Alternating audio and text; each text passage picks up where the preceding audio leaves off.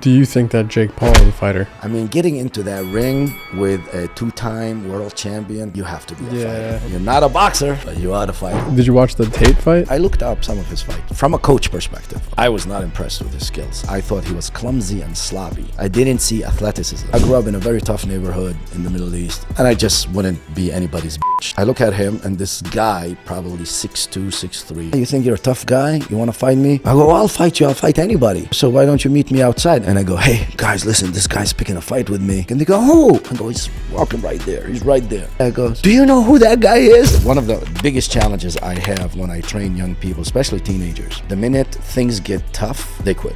We're building very young, very weak generation that is incapable of perseverance. And you can't teach that without putting people through hard workouts. Welcome to the HasMedia Podcast. We have a special guest today, Coach Shraimm, one of our mentors, boxing coach.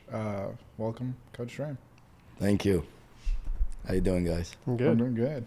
Good. So we just want to kind of, go off your backstory a little bit, kind of, what you've done and how you got to this point so far with boxing. Because, we've learned a lot from you over the past couple of years with boxing and, with the mindset, I think with boxing in itself, with the mindset that you've kind of portrayed on us, we take a lot of that and we apply it to our business every day. So, does it work? It works, yeah. It's so good to hear. I think it just going into business is just you need boxing because, like you said, like there's no other workout like boxing, and in business, if you quit, everything dies. You know what I mean? In the boxing ring, if you quit, it's the mindset. Yeah, boxing teaches that. It's amazing the number of times that I've seen that actually happen. In business, in relationship, at work, young people that go to school have a hard time focusing, learning, adapting, bullies. It's just something about boxing that builds something unique. You get this incredible drive to persevere no matter how hard things are. And one of the biggest challenges I have when I train young people, especially teenagers, is they're not okay with hardship. The minute things get tough, they quit. Mm-hmm. And I guess the reason for that is because they've been trained that way.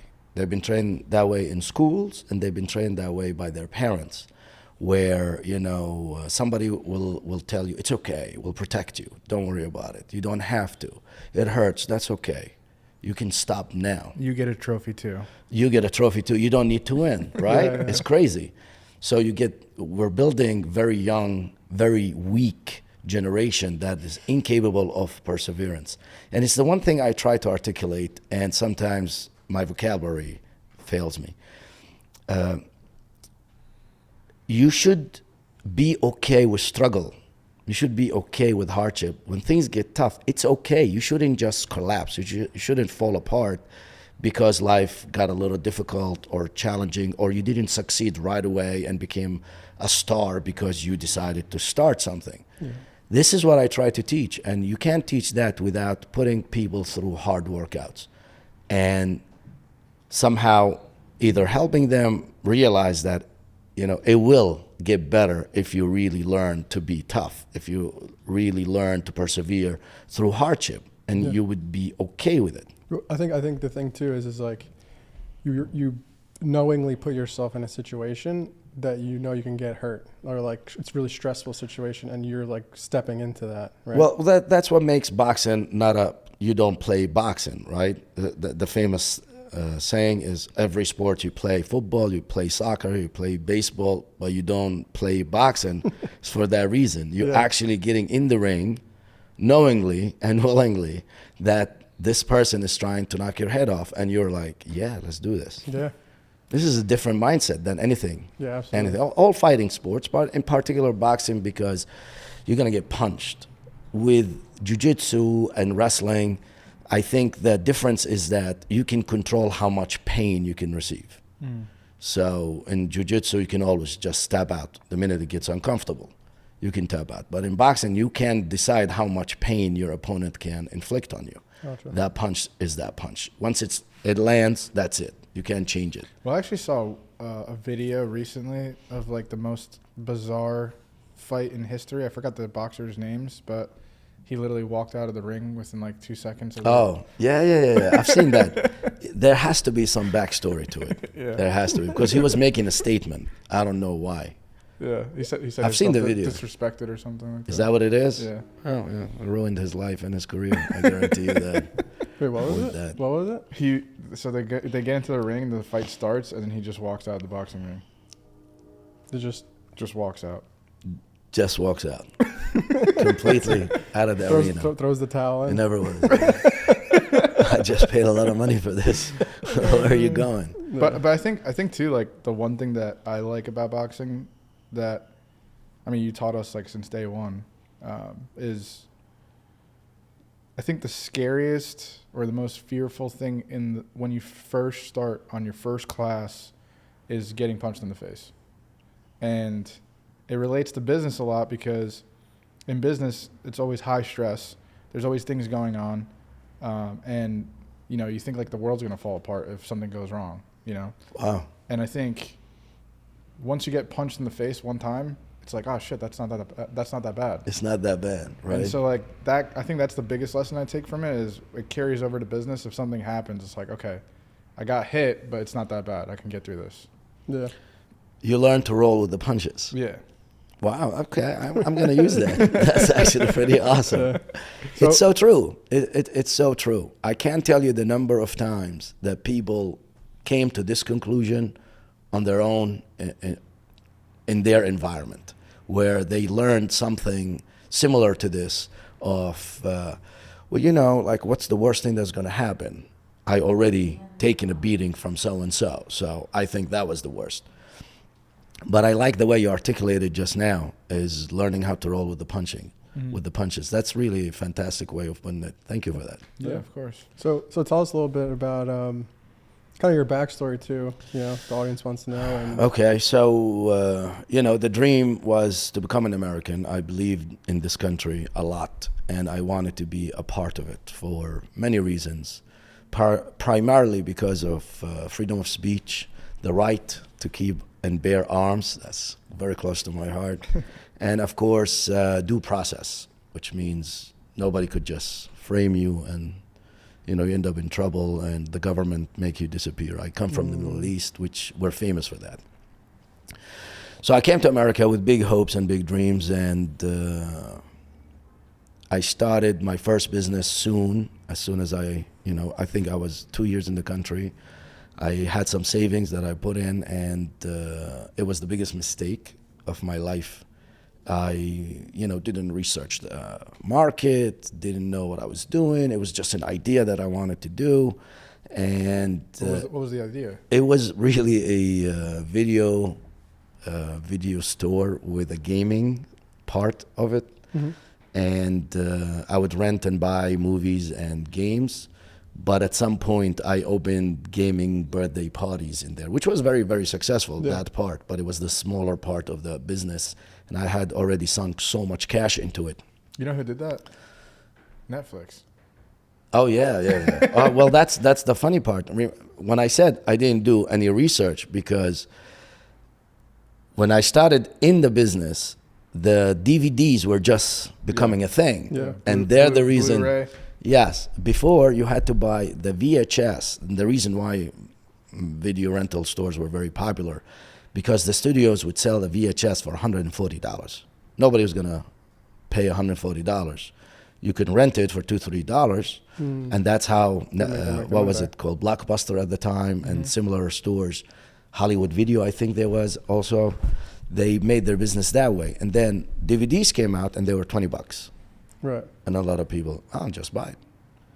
So that completely destroyed my business, which was very young, but I had no experience in any of that, and I was paying tremendous amount of rent, and I wasn't making any money, and I was in a bad location, terrible town.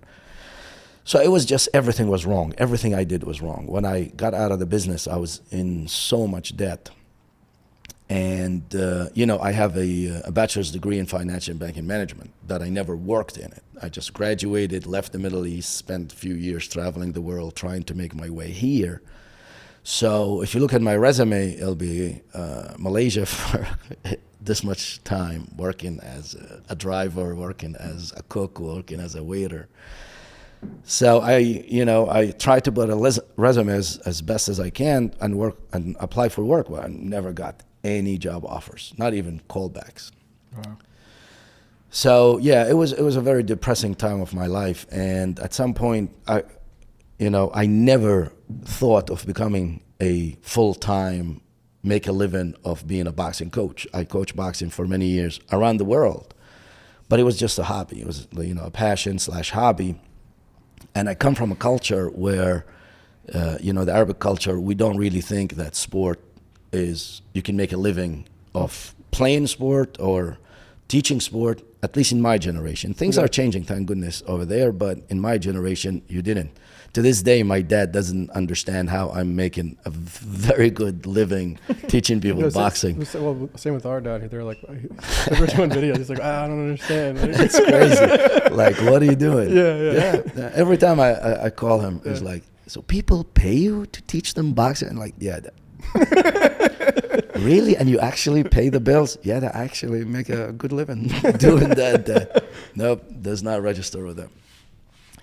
So I got really desperate at that time, and I remember this gentleman's name. So I thought, you know what? Why don't I try and see if I can work as a boxing coach? I just needed a job. I needed something to do. So I called the YMCA in Somerville, and they connected me to the director of athleticism, sports, something like that. Director of athletics, yeah. Is that what it is? Yep. And I'm just like sitting going, hello, yeah, you guys hiring boxing coaches? Because hold, she passed me through to this gentleman. And it's a great story, it really is. And I remember this gentleman, he changed my life. His name was Joe Kvarta, and if he ever hears this, thank you, Joe, you changed my life. So I call him and I say, hi, are you looking for a boxing coach? And he goes, is this a joke? I'm like, excuse me? He goes, who put you up to this? Are you pranking me? Is this a joke? I'm like, no, sir, I'm looking for a boxing coach position. He goes, are you really a boxing coach? I said, yeah, I am. It was for real though. I said, yes, I started getting uncomfortable. I'm like, what's going on? And he goes, how soon can you come here? I said, I can be there in 10 minutes. I live in Bridgewater. And he goes, okay, please come. And I'll explain everything when you get here. I'm like, okay. I knew nothing about the YMCA at the time. So I drive there as fast as I can. And he comes and meets me and goes, so you're really a boxing coach? I go, yeah, I don't understand what's going on. He goes, you're not going to believe this, but I'm going to tell you. I said, go ahead. He said, the YMCA stopped offering boxing 20-some years ago because it's violent, people get hurt, all of that. And a couple of weeks ago, we received a donation from a charity event of boxing gloves, protective gear, heavy bags, you name it. It's a complete setup of boxing. So I sat with the board of directors and say, why don't we offer boxing training? And they laugh at me and go, boxing training? Where are you going to get a boxing coach from? Dang. Yeah, I said, for real? He goes, yeah, they were looking at me like, if you can find a boxing coach that actually can teach, we'll open boxing training here in this YMCA. So it's meant to be right there. I'm like staring, going, wow, Mom, you did it again. That's wild. Yeah, she always prayed, may God put good people in your way. And Joe Kvarta was that.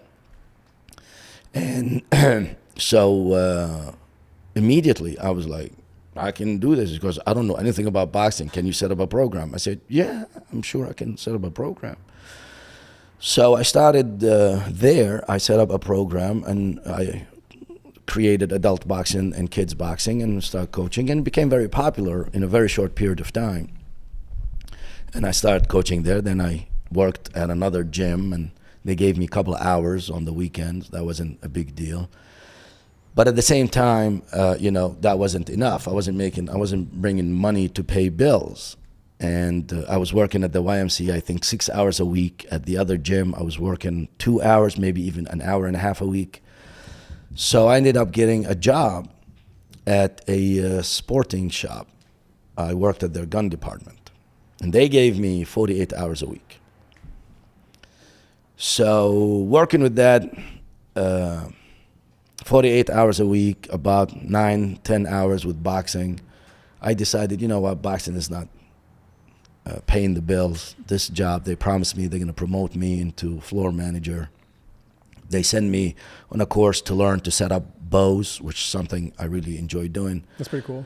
Yeah, so you know, I've always been interested in bows. Really? Yeah, Okay. I mean, we gotta try. I got a lot of bows. Yeah, All right, we cool. can go shoot. We can shoot here if you want. All right. Just meet somebody, move around. So I thought, you know, I'm gonna quit the boxing and I'm gonna stick to this job because there's career in it. With boxing, nothing's gonna happen. So I go on and quit, and I put in my 2 weeks, and I start telling everybody I coach that I'm gonna stop coaching boxing. You know, it's not paying the bills. I have another job, and I'm gonna stop doing that. And I get approached by multiple people and go like, you can't do this. Where are you going? Where are you going? Are you going to another place? I want to go with you. Like, I'm really falling in love with the sport. I like what you do and how you do it. And I'm like, no, not really. I'm not going to continue working in boxing at all. This was just like a Hail Mary. I'm going to work at the gun store. And they're like, well, can you teach me in your house? Can I come to your house and you train me? And I'm like, I don't have really any equipment, but I have a basement if you want. And they were like, yeah, I'll come to your basement. So there was one woman that was super insisting into coming and training with me. And she was like, I'll pay you, you know, whatever you want. I just want to hit things. And, you know, I like the way you teach. I said, okay. So I started telling people that. At the other locations, I said, listen, there's people that want to come and train in my basement. If you would like, you're more than welcome to do so. And I was blown away by how many people actually wanted to come and train. That was all word of mouth, too? There's my people that I was training. Yeah, from the YMCA. Oh, gotcha, Yeah, gotcha, the gotcha. people I was coaching. Oh, okay. They just didn't want to stop. Wow, that's pretty cool. And parents of kids that I was training, I'm like, your mentorship is very important for us. Can we come to the basement as well? Absolutely. I said, sure. So they came to the basement, and I start teaching people, and people start bringing people, word of mouth. And before you know it, I was making twice as much money coaching in boxing than I was making as an assistant manager. Was I an assistant manager? I think they kind of assistant manager, but you know, they were waiting to fire the manager. And I was making more money than that. And, you know, I said, you know what? If I make this much money for 3 straight months, I'm going to quit that job and I'm going to dedicate myself to just coaching because it's really paying the bills. And that's what I did. And it worked. Yeah. I left that job, thank goodness, because that store went under, I guess, 2 years later. So you made the right decision there. Yeah. Again, you know, sometimes you feel you're not really, you don't have choices in what you do. You just think you do. Yeah. But there's something guiding you into a certain direction, and that was my life, most of my life. So that worked really, really well. And then there's another cool part of that. So the first guy is Joe Kvarta, who helped me get into this world. The second guy was Tom Murray. Tom Murray was the landlord of a couple of strip malls. And there was a strip mall that I drove by almost every day, and they had this spot that is open. It's a retail store. It's just been sitting there empty with a little sign for rent. I drove by it so many times.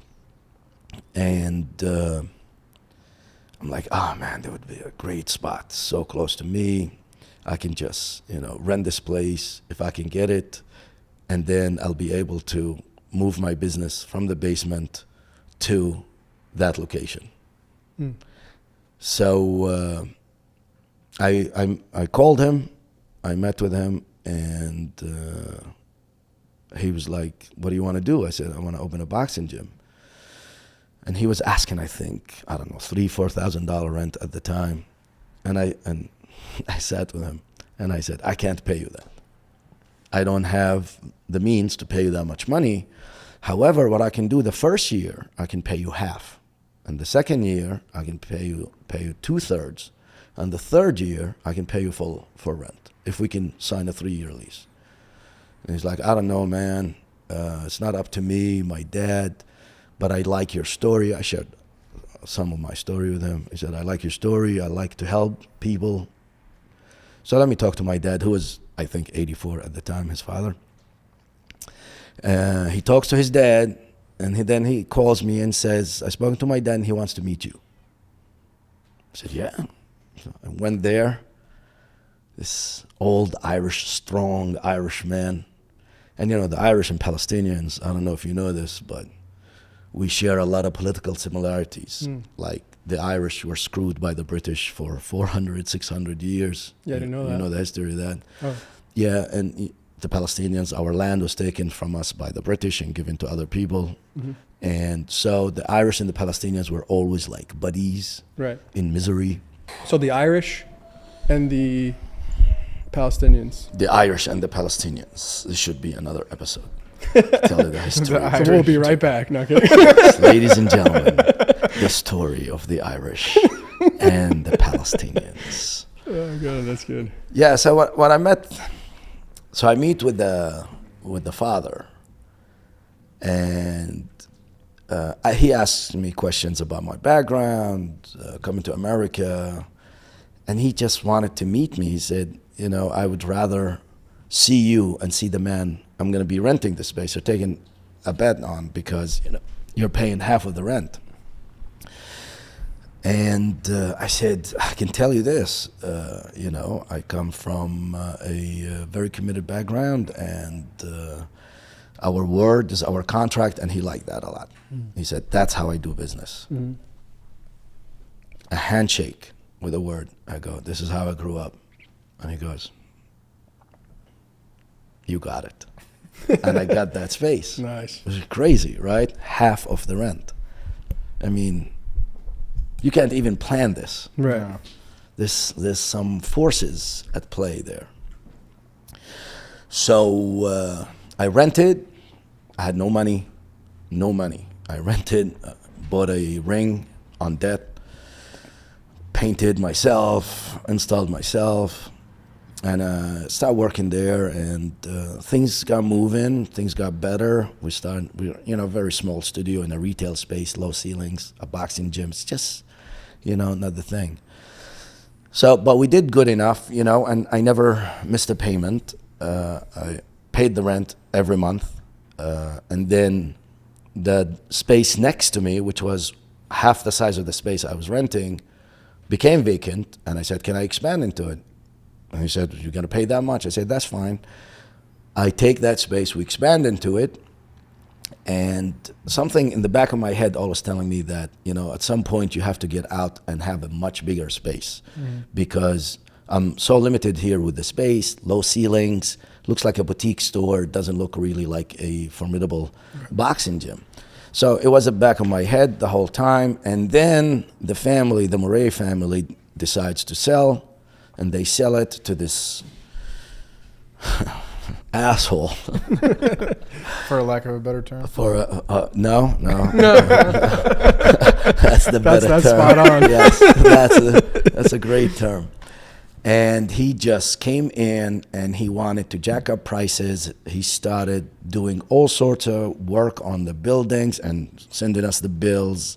It was just astronomical bills. And we were, all of us small business owners, most of us really just paid bills. We didn't make that much money.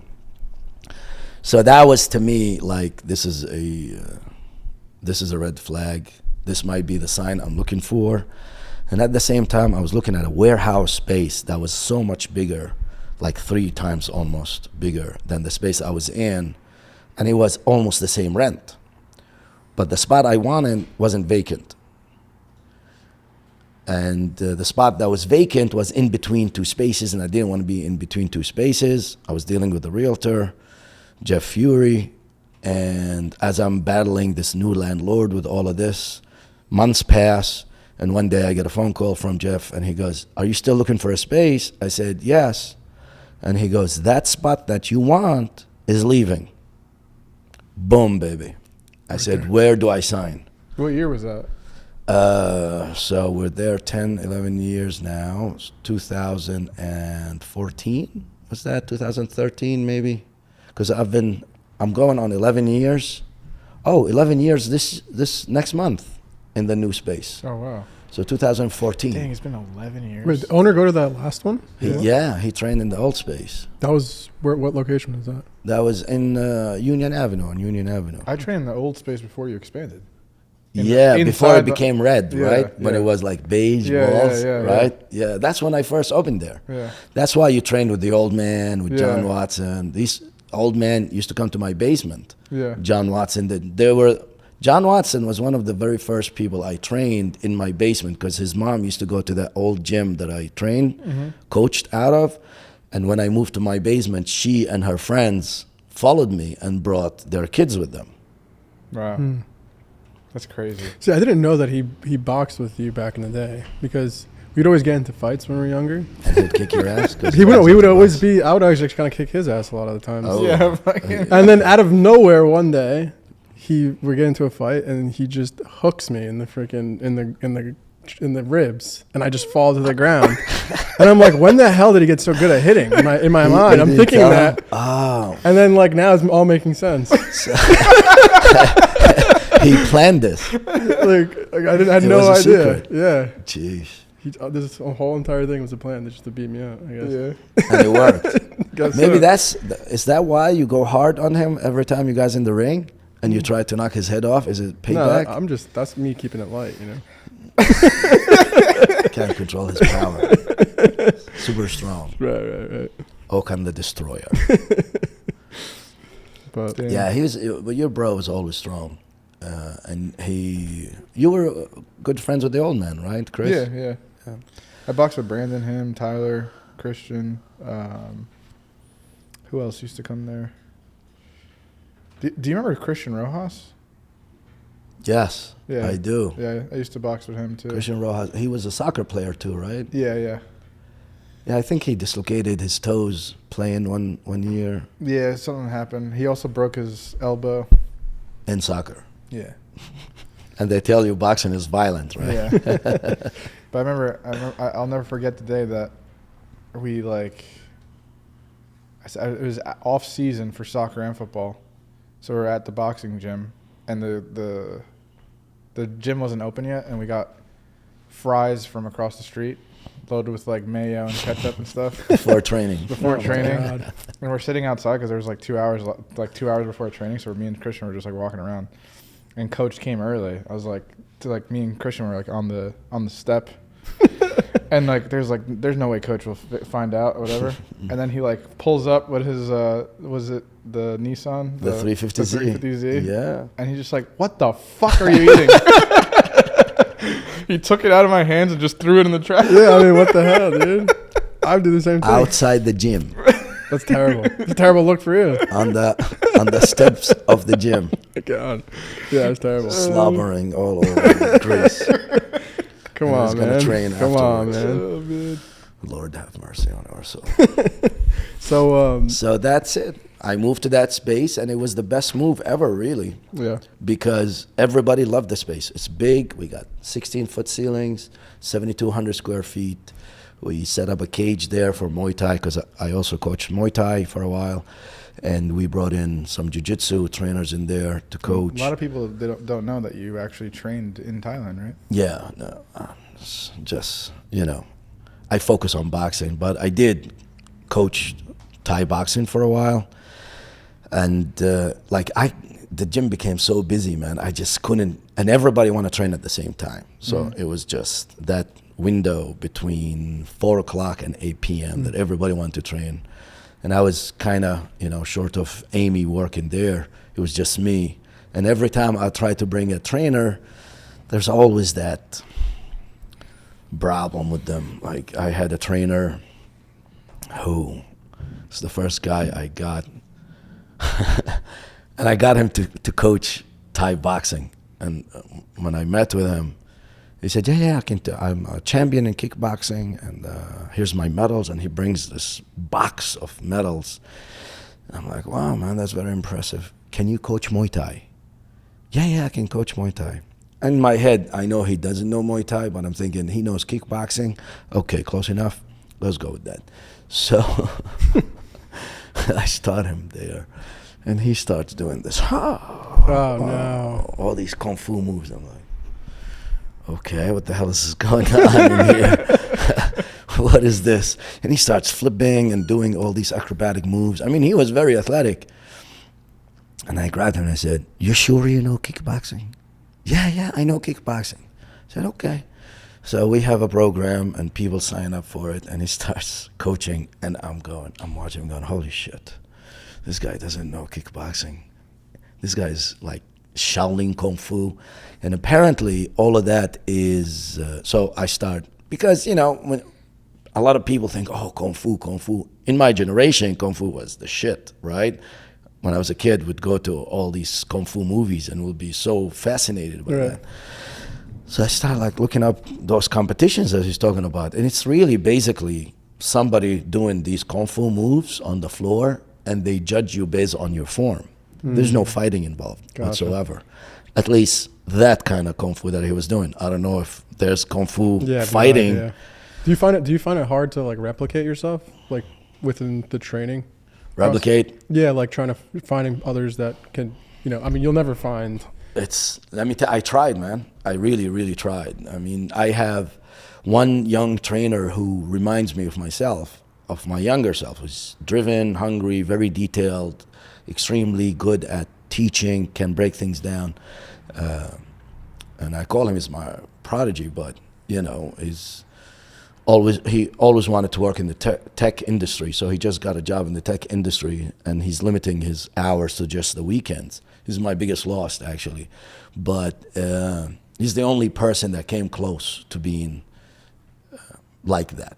I have other trainers over the years. I have about 9 trainers right now in the gym. And, they're sincere, they're driven, they want to, but they're dealing with their own personal issues that limits them and prevent them from shining. I feel like that's one of the hardest things within business too, right? It's like when you find that person that you can replicate, and you're Tell me about it. Everything becomes so much easier. Whereas when you have people that are, it's not a problem. You're always going to find those people that aren't, the 100%, but finding the talent. It just makes it a little bit more the talent that works the way you work, right? Understands your philosophy, sees the details the way you see it, understands the bought into your vision. But good luck. Yeah, it's like the hard thing. I've hired so many trainers over the years. So many trainers. I had a trainer, just to tell you, this guy would come 10 minutes after the class begins. He was a jiu-jitsu trainer. I'm never going to forget. He was a brown belt. And I mean, he comes from formidable school. And the red flag was that I called, he said the number to my coach, my professor, the black belt. And I called him and said, I want to ask about, your guy is going to start working for me. Can we have a conversation? I leave him a voicemail. I never hear back from him. I called him again 2 days later. He never responded. I texted, I called his business, I left a message. He never called me back. But I, needed a jiu-jitsu instructor in there, so I just hired this guy. And now I know why he never called me back. I don't think he wanted to put his name on this guy. Because, one, the class begins, everybody there, they're all in their gis, they're looking at me. I'm outside, I'm running other classes, and they're looking at me. I'm like, I don't know where the hell this guy is. Like, how do you not show up before your students? Blew my mind. And I grabbed him a couple of times. I said, hey, man, class is going. Like, you're late. And he goes to me, I'm here. I'm like, yeah, you're here late. The class began. You're supposed to, show them how to put the gi on. All of these guys are white belts. They've never done this before, how to tie belt correctly, show them the warm-up. That's stressful. And he would shake his head. And then one day he walks in with a plastic bag full of gis. And he starts selling gis to my members. Me, dude. And I was like, okay, that's it, I'm done. That's insane. I'm like, hey man, listen, this is not gonna work out. I'm like, what? Why? I said, it's not gonna work out. So good luck. Yeah. Have a nice day. He doesn't understand why I fired him. And Wow. in my head, I'm thinking, how do you teach that? How do you teach work ethics? Well, how does that person like even make it in life? How do you rationalize how does he yourself? get through the day? How do you, like, I'm gonna go sell geese without even talking to the owner of the gym who gave you a job, that's and wild. you just want to bring this bag of geese and start like $40, $50 here, and people are paying him, and I'm standing watching there. I'm like, what are you doing? I didn't interrupt. He's I let he's him like finish. racking in money, you know? Yeah, I said, what are you doing? He goes, well, they need geese, so I'm selling them geese. I go, shouldn't you run this by me first? This is my place. So, unfortunately, you run into that. I mean, I had some good people. I had a great black belt, really fantastic guy. But I think he was some kind of physicist in Rutgers University. And he wanted to teach. And he was, no, he wasn't black belt at the time. He was a brown belt, and a part of him becoming a black belt, he needed to teach. And I opened the door for him. He was an amazing coach. But he moved to PA.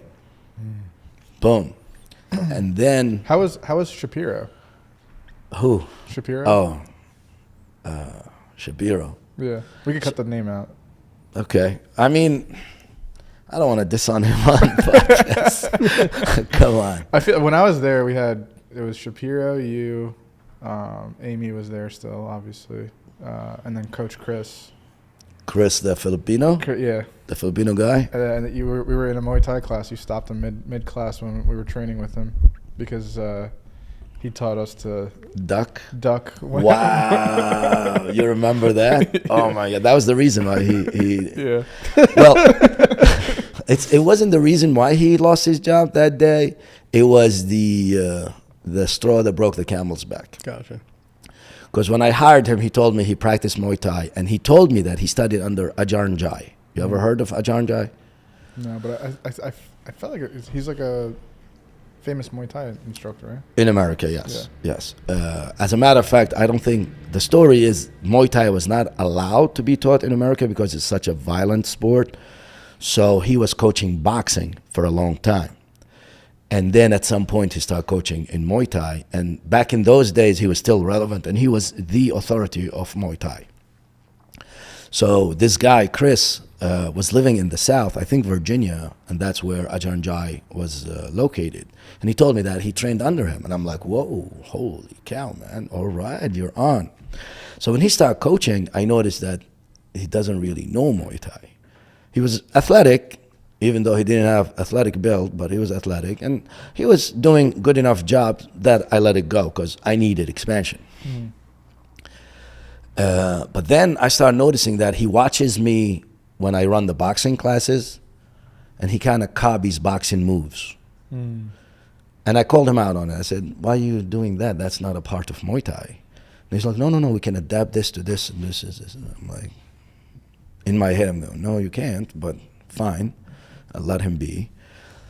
And after a few times of calling him out on it, that day, and in Muay Thai, you can't duck. You keep your head up and you lean back because... You push the kicks and the... Well, you got kicks and knees. So the last thing you want to do is put your head towards it. Yeah, is duck. At least back in those days. Right. Now, what's his name? Sanjay changed the rules. You guys know who Sanjay is? Is a very famous Muay Thai fighter. I think he still fights. He's got 400 fights or something like this. Holy shit. Yeah. Look him up. It's crazy. Wow. But this guy, the way he ducks, he squats completely against roundhouse kicks. When he makes it work. But he doesn't dip his head. He doesn't roll. No. I haven't seen him roll. It's straight up and down. Yes. So the boxing roll under a hook, right? Okay. We practice this a lot. So this guy one day was running that class, and I had it. And he was copying exactly rolling under hooks in Muay Thai, and I called him out on it. And he was like, yeah, we can do this. So I called him. I said, we gotta talk. So we meet the following day, and I said, listen, I understand that your Muay Thai game might not be great, but I don't want you to copy boxing moves and just cause people to get hurt because you're teaching them wrong moves. Yeah. What are you talking about? This is a part of Muay Thai. Rolling under a punch is a part of Muay Thai. I go, where did you come up with that from? He goes, Ajar Jai was doing it. I said, Ajar Jai was teaching that? He goes, yeah. I said, I want you to show me. I mean, if he was teaching that, who am I to argue it, right? So he looks up this old, grainy YouTube video of Ajar Jai holding mitts for a fighter. And we sat and we watched. And I'm watching, and the fighter is hitting the mitts, and Ajar Jai doing this, and he's throwing at him and rolling and doing that.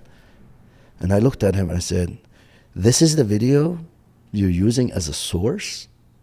He goes, yeah. I said, did you notice something about the entire mitt work? He goes, what? I said, it's boxing. There's no Muay Thai involved. He wasn't throwing kicks. He wasn't clinching. He wasn't throwing elbows. He was boxing because Ajahn Jai coached boxing too. Mm.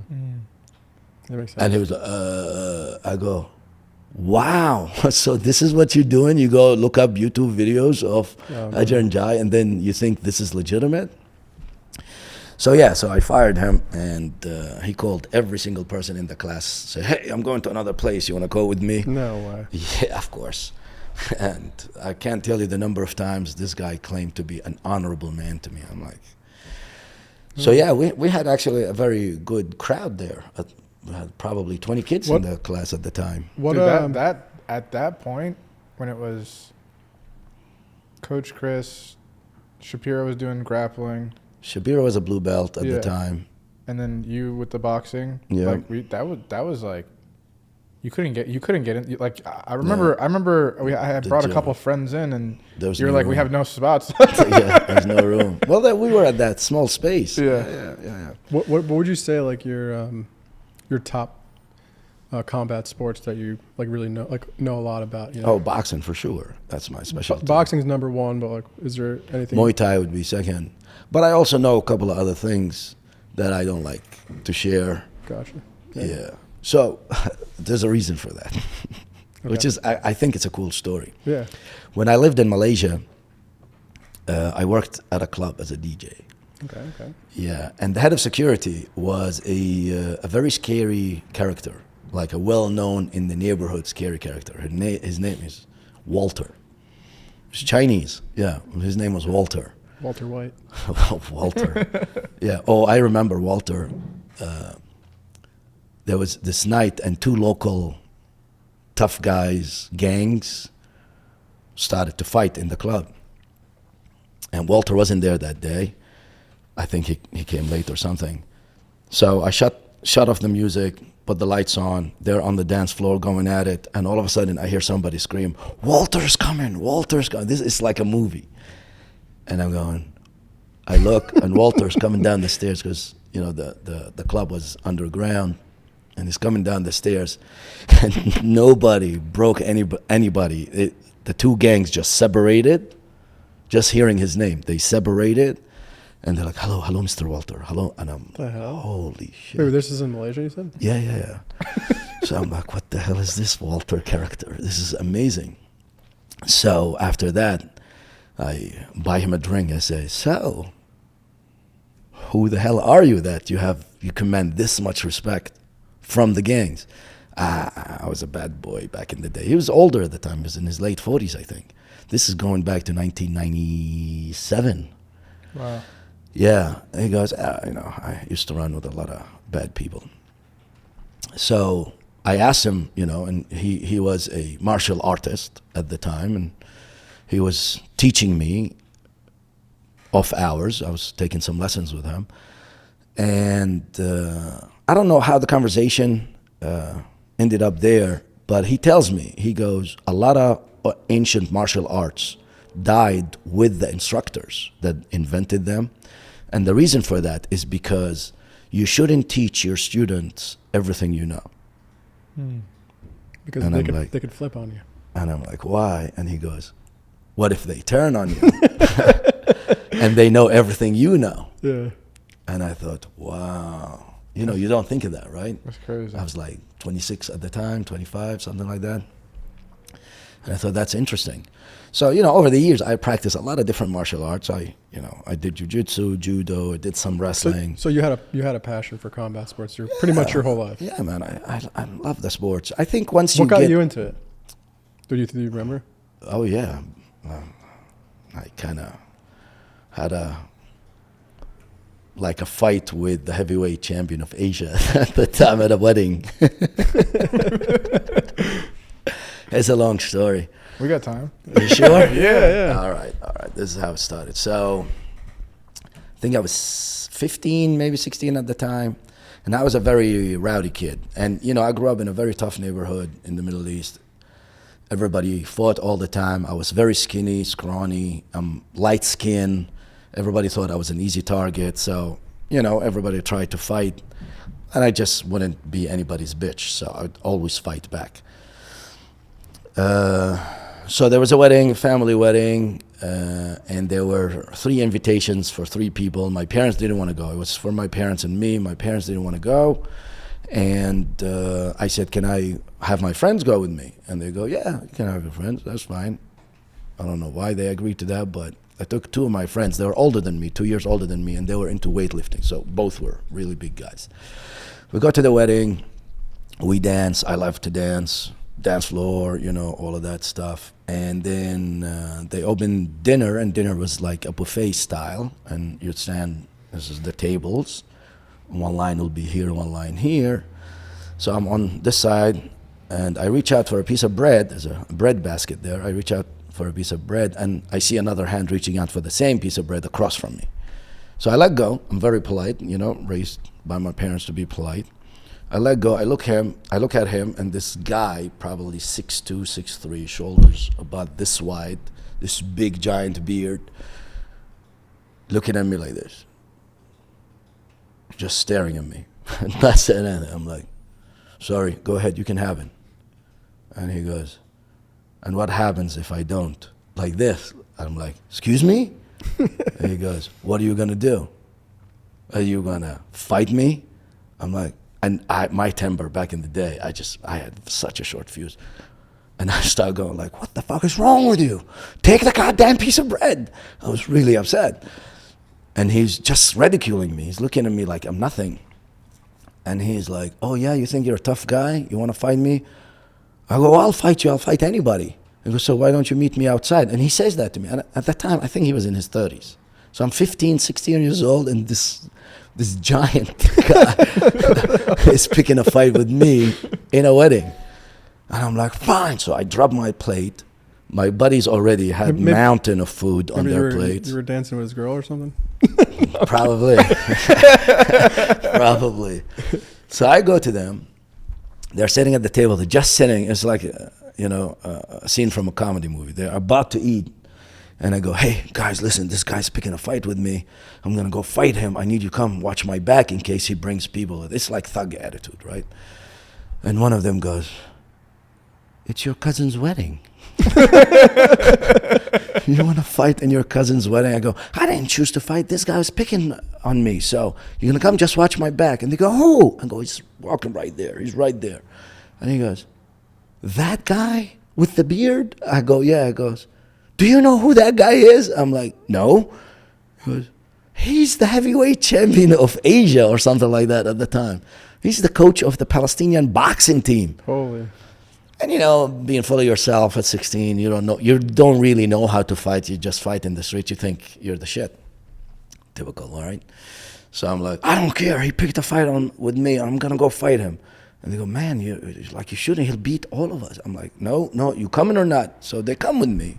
And he's standing at the door.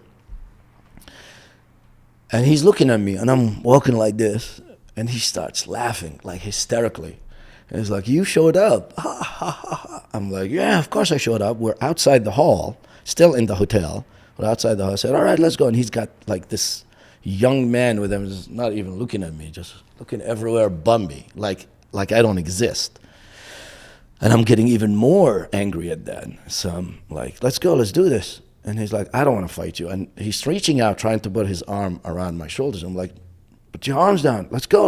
And and he's looking at me and saying, I don't want to fight you. I really don't want to fight you. What's your name? Tell me your name. What's your name? And I'm like, why? He goes, I want to know who's your father. Who's your father? He's like, you're as old as my son. Who's your father? And I say, my father's name. And he's like, you idiot, we're cousins. I'm like, what? He goes, yeah, we're cousins. And I'm like, so why the hell are you picking on me? And he goes, I'll tell you. If you calm down, I'll tell you. I'm like, okay. So I'm like a little kind of really confused at this point. And he goes, wherever I go, I look out for young men. I want to see if I can recruit people. I'm the boxing coach for the Palestinian boxing team. So I saw you on the dance floor. You look very athletic. You can dance really, really well. And if you can dance well, typically, you can pick up boxing really quickly. So I wanted to see if you have the balls. I'm like, really? He goes, yeah, I wanted to pick a fight with you. I wanted to see if you have the courage to fight. Being able to move isn't enough. We also need to know that you're willing to fight. So I picked a fight with you. I'm like, oh, okay. I felt like so special at the time. Such a weird, deflated, all my anger. What the hell just happened? I went from let's go to really? Yeah, that's good. So I'm like, oh. He goes, why don't you come to the gym? I'll teach you how to box. I'm like, no. I play soccer. And I did play soccer at the time. And when you always favor your first sport. And he's like, just come, see what happens. Give it a shot. You might like it. I'm like, I don't know. We'll see. I don't know. And that's how boxing was introduced to me. So at some point, I did make it to the gym in there. And he didn't treat me in any special way. He acted like he doesn't know me. And I'm like, he's my cousin, I'm like, hello. And these guys are warming up, working hard. And I'm like, I don't know what I'm doing. And then showing me a couple of moves.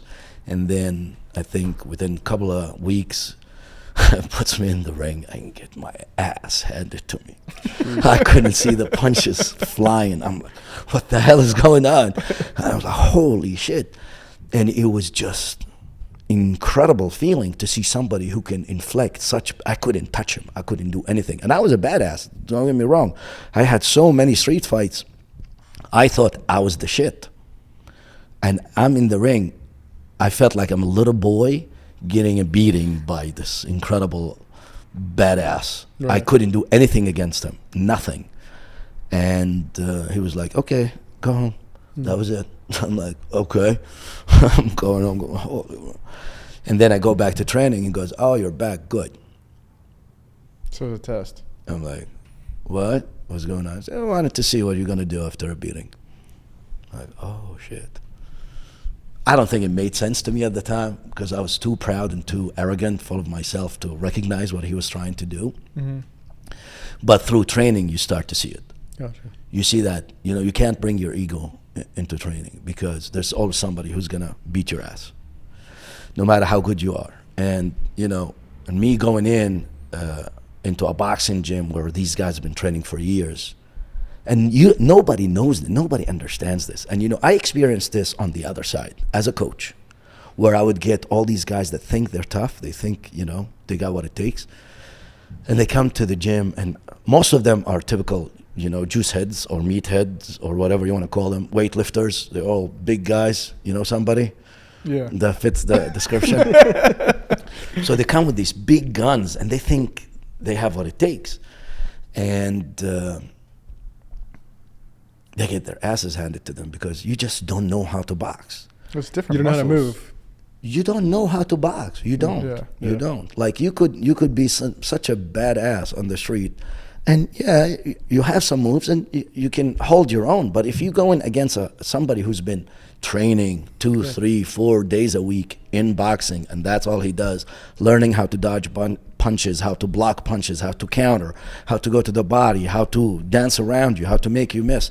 How are you going to be able to keep up with this guy? Well, speaking about that too, so going into that, I would say, so what do you think about the last Jake Paul fight? It's like perfect leeway, Yes. Where do I begin?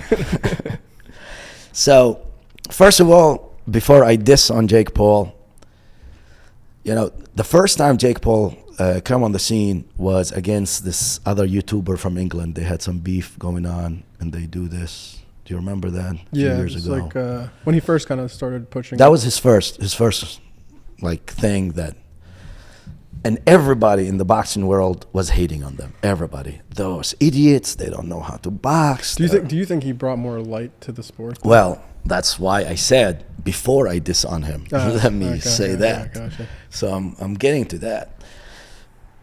I was one of those people that dissed. I was one of those people that hated the idea that these pretend guys, YouTubers, they're going to come and start making, you know, 20, 30, 40 million dollars from boxing when they never boxed a day in their lives, or they don't even have a passion for the sport. So I was one of those against them. However, soon after that fight, I saw a flux of young people that wanted to learn to box. Yeah, it's crazy. I saw it. Like, it was so visible. You saw like actually This tremendous amount of kids start showing up. I mean, dude, it definitely brought us back. maybe. You think so? I think it brought me back. Yeah? Jake Well, Paul? you Because see it boxing- everywhere. Maybe not him boxing- directly, but you start to see it more. I think boxing died for at least a decade. There was nothing. Dying, I would say. I wouldn't say like dying. not like Decline. I'm saying like it didn't like fully die, but like yeah, like there was no big fighters. Like nothing. There was big fighters. Don't get me wrong, but I think it's more about who has the attention around them, right? Like who can create Sure. the show. Sure. And I think one thing that I would even say, like to add to why I like what Jake is doing, I think if he wants to put it to good use of what he's done so far, is not to make it about him, but if he wants to shine light on the sport of boxing, is bring the resources of attention to the real fighters in this industry. Because Okay. a lot of I agree. a lot of boxers, they're really good, they're trained really good, they fight their whole life, but they don't know how to bring the show with them. That's why when you look at something They're like not showmen. yeah, Yeah. exactly. Then that's why when you look at like WWF, it's all about showmen. Because it's drama. And- a lot of drama. And you see when they bring in new characters, they either catch on like this or Yeah. they're out within the next month. They're branding themselves. Yeah, but there were two things happening at the same time when boxing was dying in America. The first thing is that the Glitchko brothers became the dominant force in the heavyweight scene, and they were boring boxers. Both of them, I don't consider them, honestly, with all due respect, I mean, they're formidable heavyweight champions, but I didn't think they had the skills like American boxers did at the time. So when they came to the scene, they kind of took over the heavyweight scene and took it to Germany, and because they were living out of in Germany, and they weren't really formidable boxers. And Emmanuel Stewart taught them this trick: jab, jab, cross, jab, jab, cross. And because of their weight and their reach, if they landed that bunch, they destroyed their opponent. So it was boring to watch them. They weren't exciting fighters. Like Tyson was exciting to watch, right? Lots of punches. But Tyson was also a good showman too. Yeah, exciting. Very. Yeah. He's angry. He's vicious. Everybody want to see that. Talk shit. Yeah, he talks shit. I'm gonna eat his children. Remember that? Yeah, so he did all of that, and then there weren't that many welterweight grit fighters. There was, I think, Oscar De La Hoya was probably one of the last showmen at the time, but it became a little bit boring. And at the same time, UFC was coming on the scene. So all the young people were fascinated by the UFC. All right, all this, you can fight like a gladiator without weapons, so everything goes. And UFC was just exploding in popularity. Do you think at that's the time. because of Dana White though? No, I don't think it's because of Dana. I mean, of course, he brought it in, but I think the scene was set for something new. Gotcha. Most kids weren't interested in boxing. Yeah. I think, but there was nothing else on the scene. UFC came, and I think what made UFC really popular, and I'm gonna probably get hate for saying this, UFC became popular because a lot of people who couldn't box went to the UFC.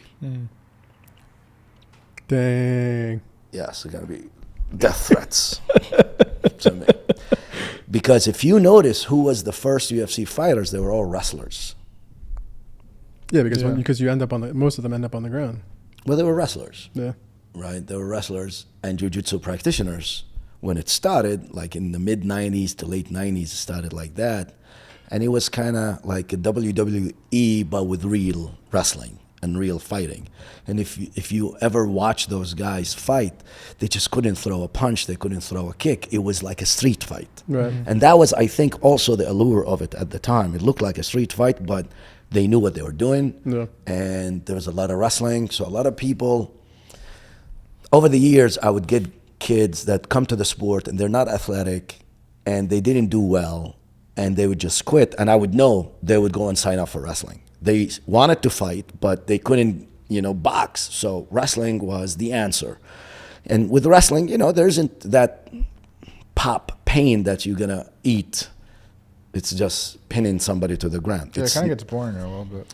It's not an easy sport. It's a great sport. Wrestling's I great. practice it a little bit. It's a fantastic sport. I think if you know wrestling and you know boxing, you dominate. You're good. Absolutely, 100%. Because if who do you think would win in a street fight? A boxer. $1 million I know, question. but actually, I want to hear it from you. Like, I'll tell you. pro boxer, only boxing, or pro wrestler? I'll answer you like that because this question is always boxers are better than Muay Thai better than this. Everybody's going to favor their fighting style.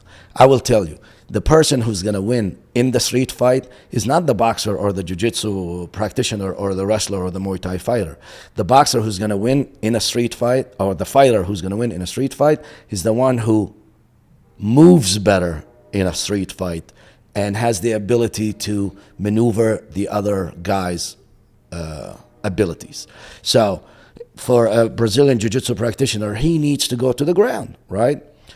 He's not going to be able to outbox a boxer. His job is go to the ground. If a boxer can prevent that jiu-jitsu practitioner from taking him to the ground, which, a lot of boxers have good footwork, and now that everybody knows what jiu-jitsu looks like, and he can actually keep a distance from that guy and just pick at him, it's going to be hard for the jiu-jitsu fighter to win a fight.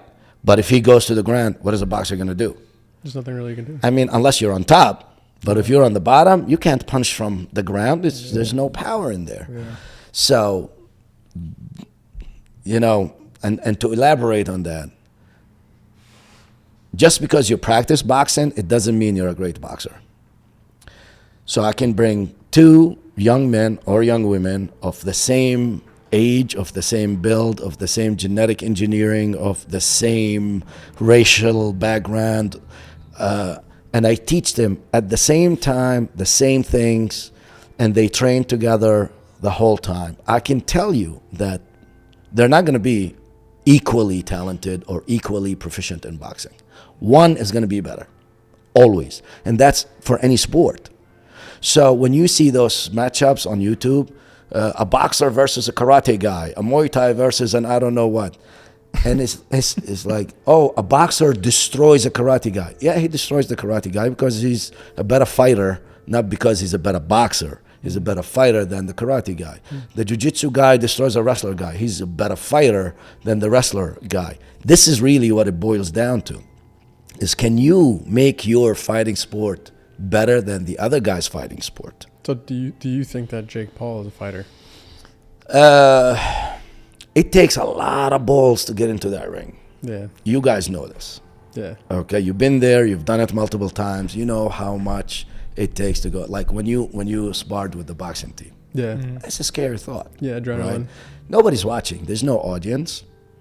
It's just us in the gym.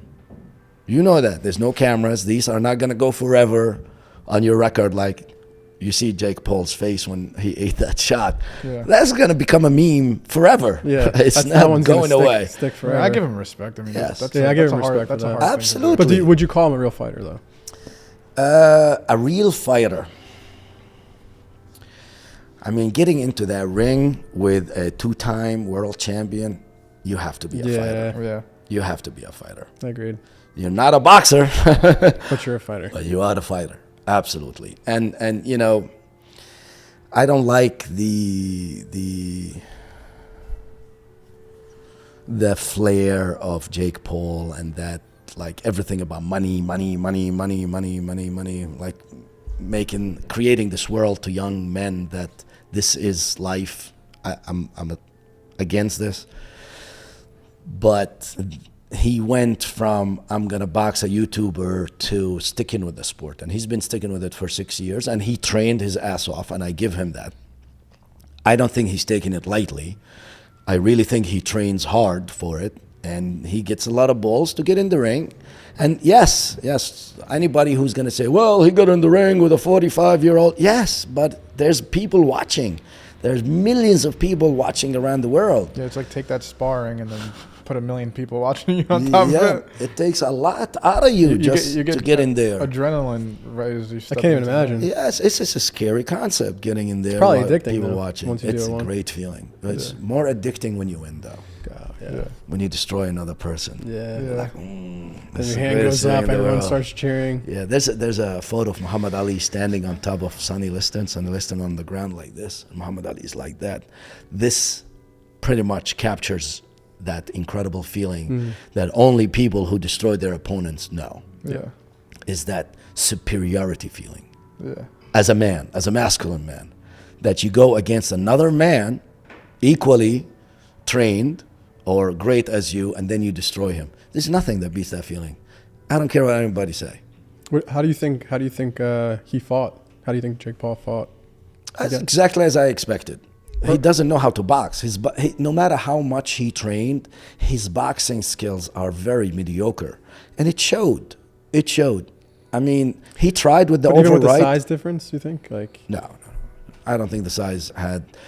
Of course, the size had a lot to do with getting his jaw broken and getting knocked out. But you see, everybody's focusing on Jake Paul. How about Anthony Joshua? Do you think Anthony Joshua did a good job? It's hard for me to tell, honestly. 'Cause, I mean, he broke his jaw, but maybe in the beginning, I feel like he could have done it earlier. I mean, he got caught with some. Yeah, go one over right and one jab. Yeah, I feel like he was in because I was watching the highlights. I think Jake Paul did a better job of like just head movement and dodging. He was. You can tell he was specifically trying to, whereas Anthony was more. I think he came into the ring like, I'm gonna fucking beat this guy, and then he just agree. And he didn't really put his skill into work. Like he could have 100%. He could have took out Jake Paul within the first 2 rounds. But how? That's the question. I think he could just start swinging. So if he just started punching, and he wasn't really punching much. Yeah, he wasn't really punching much. And then Jake Paul was just kind of holding on the whole time. Okay, here's my complete analysis of the fight. The first thing that Anthony Joshua did wrong was that he gave Jake Paul too much respect as a boxer. And you can see, as you said, he didn't throw a lot of punches. Why didn't he throw a lot of punches? Because he was actually giving him a lot of respect, thinking that Jake Paul will be able to counter and do some damage. Gotcha. 1, 2.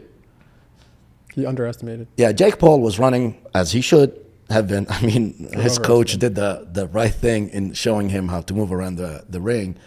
And Anthony Joshua is a 2-time heavyweight champion with a lot of experience under his belt. He should have cut the ring better. He couldn't cut the ring. He really couldn't. He was trying, but he didn't do a good job at it. Let's put it that way. Mm-hmm. So this is the first 2 mistakes. One is he gave him too much respect. He shouldn't have given him that much respect, and he didn't know how to cut the ring properly as a world champion. And the third thing, and this is something I teach I teach amateur boxing, and I teach my boys. I teach them that you try the same thing twice, but not 3 times in a row, because on the 3rd time, your opponent already knows what you're doing, thinking you're going to do the same thing. So he goes in there, he throws that jab, and then that straight right hand to the head, because as you said, he's planning on knocking him out first minute, first round, which what everybody is expecting. He tries that. Jake Paul does a great job dodging these punches because he trained for it. He knew Anthony Joshua was going to do exactly that. So he dodges them. Now, Mr. Heavyweight Champion of the world, you tried the same trick, not 2 times, 15,000 times. What are you supposed to do now? You can't keep doing the same thing early on in the first round. Now you have to change tactics. Mm-hmm. You have to try something else. So he's slipping and he's dodging. And Anthony Joshua steps behind that right hand, which he doesn't need to really, and ends up on top of Jake Paul, where Jake Paul is doing his takedowns, which is crazy. So what do? What's the proper thing to do? In my opinion, my humble opinion, what he was supposed to do on the third or fourth attempt, feed that jab to the face, but then squat and throw that right hand to the body. Forget the head, because he's prepared for the head. He came trained. You know that. You know what your opponent is trained for when you try your best shot and he's dodging him. Means he's prepared for it. So you go to the body and you attack the body and you focus on that. And you put the pressure on the body. Round 2. Make him forget about the head. Not only forget that, you got a 240, 250 pound guy punching you with his most powerful punch to the body. It's going to cause damage. It's going to hurt. It's going to hurt. So 2 things are going to happen. 1, Jake Paul is going to slow down dramatically round 2. And 2, he's not going to dodge as often. Right. Because he doesn't want to eat that punch. He's going to try to dodge it from the sides. So he's going to stand up taller. And that's when you go, and the man who was master of doing this is Mayweather. I mean, what was it, against Whitaker, I think? He kept on throwing that jab to the body, that jab to the body. Make them drop their hand. That jab to, I think he did that like 3-4 rounds. Yeah. Until Whitaker was just prepared to drop his hands. Just building habit in that. And at some point, when Mayweather knew he got him to follow that pattern, he just feinted that jab and then went with that right hand to the face. And I think dropped him that day. So this is what you do. You're not supposed to just be a tough fighter. You're supposed to be a smart fighter also. Calculated. So he didn't do that. He, unfortunately, and that's why it went 6 rounds. It went 6 rounds, right? Yeah, 6 rounds. And that's like why a lot of, you guys, I'm sure you're disappointed it went 6 rounds. Or you wanted Jake Paul to win. Did you want Jake Paul to win? No, I mean... No. I just wanted to see the... You thought about that. No, because I was thinking about it. I mean, if he won, it would have been rigged. There's no way he could beat that guy. Well, of course. Then it would have been like, dude, all right, well, this is like obviously a script. He had. Oh, I want to hear this. He had an uppercut that he missed that I think could have took out Anthony. Really? Yeah. Why would he be able to hurt him? Because he's just not expecting it. I think the expectation. Okay. The expectation. So you're a lucky shot, you're saying? Yeah, because it's not like. You think he was gonna knock him out, and I don't think so. Anthony wasn't gonna be able to get back on his feet? I think it would have been a different fight if he got like a G.I. Joe. If not knock him out, but at least like. What round was that uppercut? It was like 3rd round. He literally. Anthony Joshua does the hit, throws the cross, misses, and as he's throwing the cross, Jake Paul's like this. They're on the ropes, and he just missed the face. I think I saw it. I think, but my point is, I don't think that was gonna. I don't think turn that would knock. I think. I didn't really see any punches. So let me tell you. I think going into the ring, and thinking that I fucking have this fight in the bag. But then getting not getting knocked out, but at least maybe hitting the ground and getting back up right away. No matter what, that's going to change the trajectory of the fight. It's going to change the trajectory of the fight. Sure, I'm with you. But actually, Jake Paul connected a better shot than that uppercut. He connected an overright. Yeah, I saw that. That landed flush and completely. You taught us that move. Yeah, I did. And don't you forget it. I actually I like that punch. It's powerful. It's a basic punch against a taller fighter. Anytime you have a taller fighter, you feed to the body, and then you try to go with that overright to the face. And Jake Paul landed it really nicely. Yeah, I saw that. Yeah, I was like, and it landed flush, on the face. And that's a hard punch. And he put his entire weight behind it. Nothing. I think if he was gonna hurt Anthony Joshua, that would have been the punch. And he didn't flinch. But that was here. And the tempo? Yeah. Yeah, you ever eaten punch to the temple? Dude. Yeah? Do you remember it? You think to the jaw? Jawline, temple, behind the ear. You get knocked out. I feel you start seeing stars. Isn't all your nerve endings are right here though, no? And this is the very soft spot. Yeah, bro. This is the temple. This right here, man. This is the knockout right here. Yeah, and you're talking about somebody, what was he, like 220? Jake Paul? Yeah. Something like that. Yeah. And he just turned his whole body. And it was like with it. Spot on. Yeah, and he landed it flush. And Anthony Joshua was like, bing.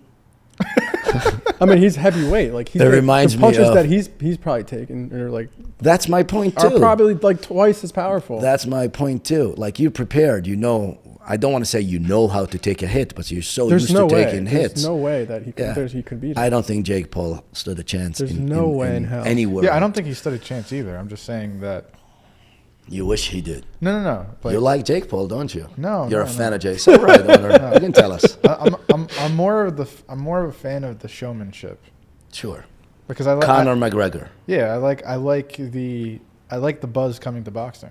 Of course, man. You want the entertainment. It's Yeah. like a gladiator thing. Oh my God. It puts light on the sport too, though. 100%. I'm with you. 100%. Now- Nobody want to now see a it's boring like- fight. Now, Nobody. now I think it's like it's kind of done. Even if he creates another fight or whatever, it's like this was like that fight of. I don't think so. You don't think so? No, I don't think so. Because Jake Paul, once he recovers from all the concussions that he got Broken jaw.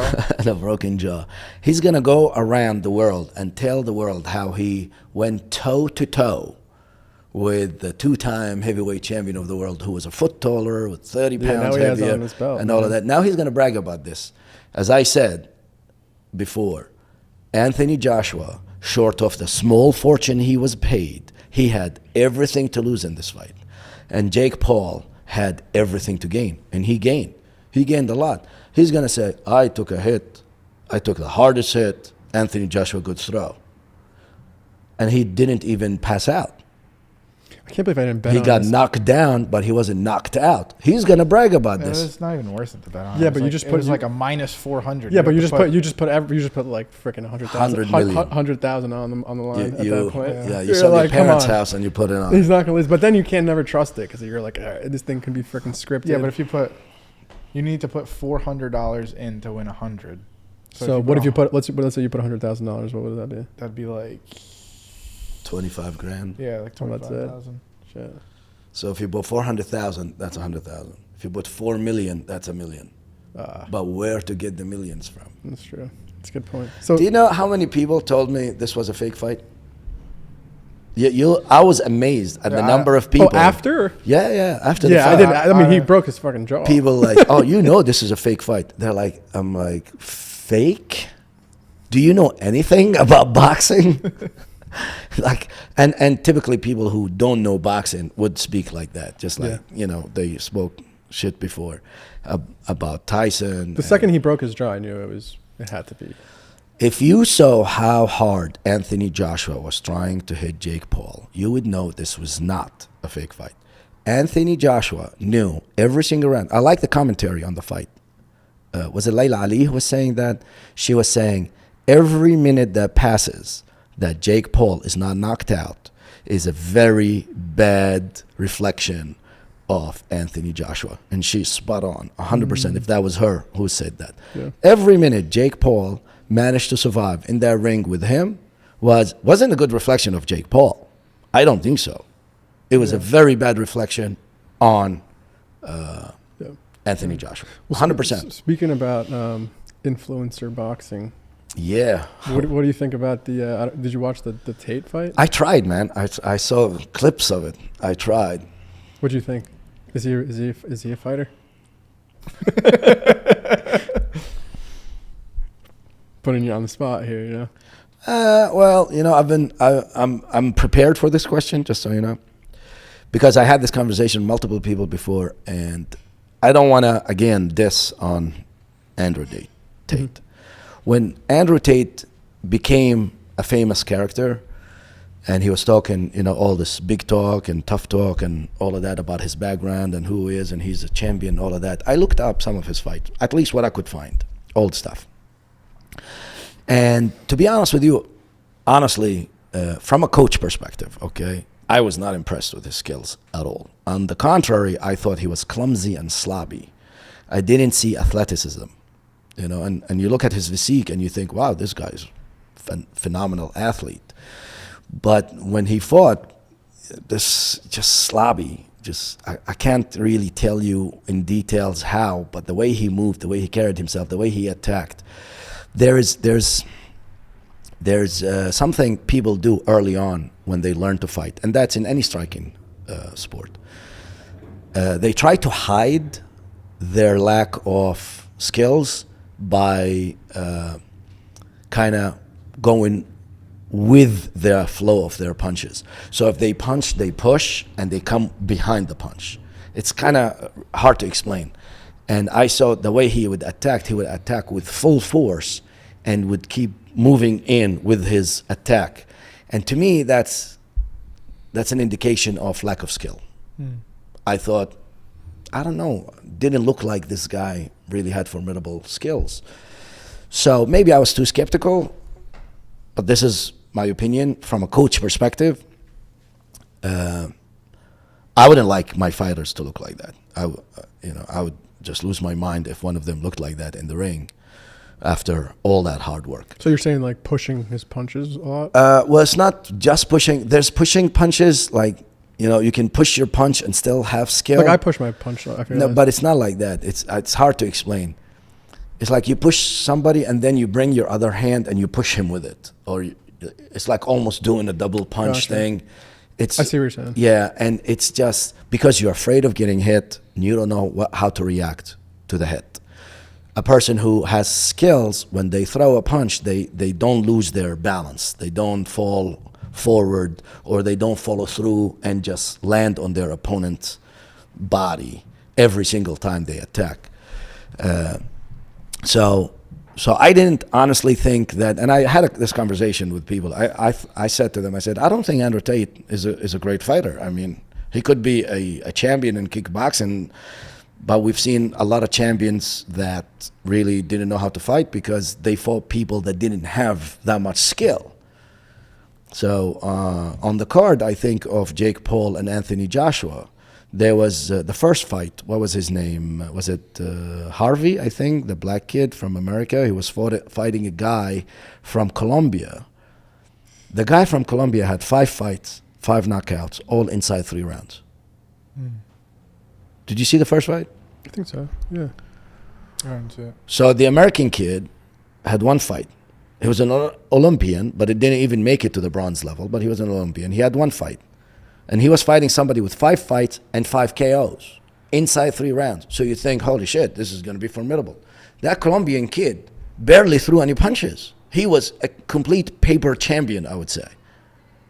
He had no real skill. So you can become a champion if you fought people that are skillful, very unskillful, right? Okay. So in my book, I think that was maybe Andrew's background. Oh, I see what you're saying. Is that he fought in a league that didn't have very skillful fighters.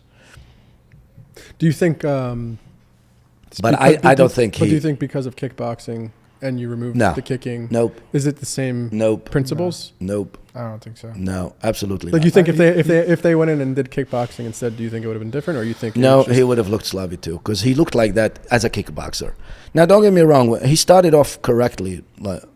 I saw a clip of the first round, I think, and he was going to the body against that guy, which I would have actually had that plan all along. He went to the body, but his head was always up. He would go to the body, and then he comes back, and it'll be in the center, standing I noticed there. that as well. Yeah, that's a huge red flag. That's like basic boxing.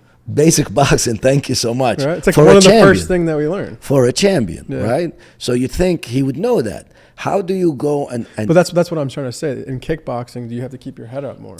Sure, you have to keep your head up. So maybe that's of course. Maybe it's a habit. Of course, his kickboxing is gonna kick in. Of course, we know that, without a doubt. But if you've been training in boxing, you're gonna show. True. And I think one thing that I would like to bring up about Andrew Tate, I think there's something wrong with his knees. Yeah, agreed. And I think it's been all along. I don't think this is because of old age or anything. You can tell by the way he walks. The way he walks. When he walks, there's something that flexes with his knees that, I don't know if it's genetics, deformity, injuries, whatever it is. If you walk like that, it's going to be hard for you to move fluidly in boxing. It's going to be really hard. You're not going to be able to roll, bob, and weave, and you're not going to be fluid. Exactly. So the problem isn't that Andrew Tate isn't a great fighter, okay, or a great skillful fighter, for me at least. The problem is he was fighting somebody that doesn't know how to fight at all. So you're saying Andrew Tate was fighting someone that doesn't know how to fight? Yeah, Yeah, That was the problem. That's my problem. Losing to that guy. Oh, that's the problem. Even with your even that I'm not happy with his skills as a kickboxer, you still should have been able to run circles around that guy. Yeah. There's no reason for you not to. Yeah. So how do you lose to that? What's his name? What was his name again? Chase Demore. Chase Demore. Yeah, Chase Demore. And did you see, like, there's a video of that guy's previous fight? Yeah, he's like swinging like this. He's like twirling or something and closing his face and doing this. I crack up watching that, and you're like, you can't lose to that guy. Yeah. And he did. And that, like, last punch that became very famous with that uppercut from across the ring. Yeah. You didn't see that coming? I mean, I think at the end of the day, though, I think they both Jake Paul and Andrew Tate made about $100 million, maybe more, off those fights, which is insane to think about. Well, if you wanna talk about it from a financial perspective, congratulations, yeah. But at the end of the day, I think they're both extremely wealthy yeah, to begin with. true. To be honest with you, if I have that much wealth, what was Andrew Tate worth? Like $500 million at this Something like point? that, Yeah. Do I want to go in the ring and look like that? Who cares about your wealth? You already have $500 million, so you made another $100 million. What is that $100 million going to do for you? But that video of you getting your ass beat by that lousy fighter is going to live forever. I think Andrew Tate completely destroyed his brand. Yeah. I don't think he's coming back from that. Yeah, that one, I think that was the... I don't think so. And then the way he was talking about it afterwards, I'm 40 years old. I've been out of the ring for 10 years. You know, I have the balls to go in there and put everything on the line. I'm like, Yeah, I mean pay me $100 million. I don't even have to train. I'll go from here. Pay me $100 million, and I promise you, I'm gonna look better than you in the ring. Yeah. $100 million? Anybody will go in the ring for $100 million and put everything on the line. I would go against anybody for $100 million. I think he also got 10% of Misfit Boxing. It doesn't matter. Yeah. Again, he bought Misfit Boxing. No, he got 10% of Misfit and whatever the earnings were. Yeah, it's crazy. I think Andrew Tate did this because Andrew Tate was becoming irrelevant. That could be it, yeah. I think you started to see less of him online. You started to see people kind of over it. Yeah. And he likes to be in the spotlight. True. You know, and he started to feel like... If he had won that, then it would have been a different story, maybe. No, I don't think so. Yeah, maybe not. No, I don't think so. Yeah, I don't think no. it would have affected. I don't think people Yeah, cared. he- I didn't yeah, even know he people- was fighting, by the way, most until people the didn't. day after. Most He people didn't. would have had to go against like a heavyweight champion. Also, the production was terrible. Yeah, the production was terrible. Well, there you go, Mr. Media. Yep, their Well, they were promotions live. They were horrible. live streaming it. I mean, dude, you have Jake Paul. But you're comparing it to Jake Paul. No, I know, but they had Netflix behind it. Yeah, that's true. That's what it is. That's a huge. That's all production. Yeah, but why is that? Why did they have Netflix behind it? It's because the first fight that Jake Paul had, the first fight, that YouTube fight, how many people watch it around the world? Yeah. But why did they watch it? Who ever heard of Jake Paul at the time? I never heard of Jake Paul. But apparently he had like 25 million followers on YouTube. Yeah. And who were his followers? Do you know? All younger kids. 10-year-olds. Yeah, literally. Because of all the stupid shit that he was famous Pranks for. and all that. Yeah. It's just little kids. So, and you know, companies love the ratings. Like, oh my God, there's 20 million people watching this kid. Let's put commercials there. Even the like the press talks with Andrew Tate and Chase Demore, they were so cringy. Like, they were so bad. Like, oh my God. Why? Because they were trying to like shit talk each other. Neither one of them was good at shit It talking. was so bad, man. It was so bad. That's interesting. It kind of made me like disinterested in the fight, to be honest. Well, I don't think... I still watched it, but Yeah, you watched the whole thing? yeah, Really? yeah. Okay. That was embarrassing. Now, how many people paid to watch that fight?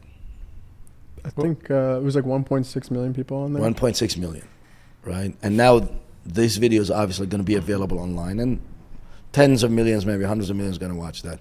What are they going to see? People that never heard of Andrew Tate. What are they going to see? Yeah, unskilled fighter. They're gonna say, "What is this? This very sloppy guy." They don't care about his rise to fame and how he rose to fame. And honestly, to be honest with you, I think Andrew Tate is a spectacular speaker. Great. He's got the voice. He can, grab your attention. He can keep you listening. I don't think he's got the same skills as a fighter. Yeah, no. He doesn't. And stick to that. He's a showman. He's a showman. Stick to that. Yeah. There's nothing wrong. You made a lot of money and a lot of fame from that. Why did you have to go in the ring and do that? I mean, everybody wants to get in the ring and make a name for themselves. I know that. I have people that come to me in their 30s and go, "I want to be the next Mayweather." And I'm like, "Congratulations." I feel like boxing is the only sport that you can do that. At 38? In anything, just get in the ring and make a name for yourself. Really? Yeah. Why? Because it's like, What do you mean by that? in any other sport, yes, these people have names for themselves, but it's with a team. Whereas, What like- about Messi, Ronaldo? Yeah, but it's still a part of a team. You put them on the shittiest fucking soccer team ever. They're gonna have the skill, but if their guys can't pass or make all this, You mean it's because you're in the ring and you're the one doing the work, it's like right? it's all behind you and all the work that you're putting in. Yeah, but we saw that many times of people trying to make it and they never do. No, Why don't you think they make it? What's the biggest? Is there one thing, or is it just characteristic? I'll tell you, I deal with this every single day. So you get a 24-year-old, and I had somebody get mad at me because he told me his aspiration. He was 26 at the time, and I've been training him. He's strong, right? And he's got balls, but he just doesn't have real good skills. And my goal is to become a professional boxer. I said, at 26? He said, yeah. I said, how are you going to make it at 26? If you start competing today, first of all, nobody's going to give you, no real boxer is going to box you. Because these guys have been boxing since they were 7, 8, 9, 10, 11 years old. They have anywhere from 40 to 400 amateur fights before they became pros. And when they became pros, they fought people that are also pros, that have boxing background, and they build their way up to become contenders. Do you have to be undefeated in the amateur? No. You don't have to be undefeated. The amateur that record does not follow you as a pro. That record is just as an amateur. You can have 1,000 fights and 1,000 losses and turn pro. It doesn't mean that record isn't gonna affect you. So what? But the value of that is what? Experience. Experience. You gain tremendous amount of experience. I mean, look at your skills right now, and look at your skills a year ago. Yeah, totally different. And you gained a lot of that from the ring. Yeah. So now you got a 26-year-old. I'm going to train you really, really well, and then I'm going to put you in the ring. And let's say you're going to win your first 5 fights against shady people or questionable people. And now you're going to go against the big boys, right? Those that have 200 amateur fights, those that been training since they were 7 years old. Is it possible, though? Well, Deontay Wilder did that. And before Deontay Wilder, there's another guy, Sergio Martinez, I think, from Spain, did that also. I think Sergio Martinez was 20, walked into a gym, wanted to be a pro, and he became a formidable pro. And he was, who did he fight? Very famous, was climbing up at the rank at the time. And actually, I was a big fan of both of them. That guy broke his back in a motorcycle accident and got paralyzed. But Sergio Martinez, yes, he did that, and he managed to make a name for himself, and he became a champion. But nobody remembers him. Nobody knows who he was, really, because there's no hype around him. It was not just the hype. I mean, there's no history. There's no long history behind him. He just jumped in there, became a fighter. Good fighter, but you can see the difference between fighters that had that experience versus him. He was very strong. He was short and very... Stocky. Not stocky, but built. He was very strong. And the other one I can think of is Deontay Wilder, who I think started at 23. But you've seen Deontay Wilder fight? I think so. You should look up his boxing. Oh, my God. The guy can't box. No. He's got arms from here to Cuba. When he swings that right hand, he hopes to land it on you. And if he does, you're done of the amount of force. He's a big guy, big, strong guy with long reach. And that was his game plan the whole time. And then what happened? That's only going to take you so far. Yeah, and he fought, heavyweights that were shorter than him, and he was extremely aggressive. And then when he fought people that were on the skill, what happened to him? It's crumbled. It got destroyed. So this is what happens. So let's just say I went viral tomorrow, got 1 million followers. I called out some people. Like who? Some people like the old man, for instance, Yeah. who called Chris. Yeah. Okay, yeah. Do you think I'll corner you if you gave me a year, I can get to that point? of being famous? No. I'm saying like If you train 6 days a week, yeah, absolutely. So that's what I'm saying. It's possible. To fight who? No, let's say a pro. Like who? A pro Yeah, let's say in a year. Now, why would you be able to beat a pro in a year when he spent all his life Yeah, that training? doesn't make any sense. Why? I'm just saying, like, is it possible to get your skill up? If you are incredibly talented, Mhm. sure, it's a possibility. So yeah, 'Cause pretty much talent you plays a can't, major but role. I could then.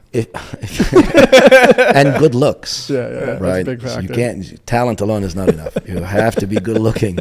Then yes, there's a big chance you can go against Gina Carano, maybe. Get my ass whipped. Gina Carano. No, I think she's pretty, unfortunately, out of shape right now. I think she was probably one of the hottest women in the world, and then she let herself go, sadly. But maybe you can stand a chance against her. Hate to see it. Yeah. So, listen, I would love to see boxing become more popular the way it was in the 70s and 80s. I think people like Jake Paul, even Andrew Tate, spikes interest in the sport again. They bringing people back into the sport. I like that. I don't mind celebrity matchups. I really don't. I think that'll be great. I think it's a little silly when somebody like Jake Paul claims to be a formidable boxer when he only boxes people that he knows he can beat, or people that never boxed a day in their lives, and they go train for 2 months and then they go in the ring with them. Yeah, 2 months training is like It's ridiculous. And you guys know from experience how hard it is, right? So that to me is an insult to the sport that Jake Paul, I really think he started to consider himself to be a contender, like he's a formidable boxer. And I'm like, no, dude, stick to showmanship. Okay, I don't mind you doing this, but don't start acting like you know what you're doing. Even with the training that you have, boxers are in sparring every week. It's in their tens of their rounds. fibers. he fought Tommy Fury, right? Who did? Jake Paul. No, Who fought Tommy Fury? Anthony Joshua. Tom Fury. Oh, yes. Fury. No, you're right. And he lost to him. Yeah.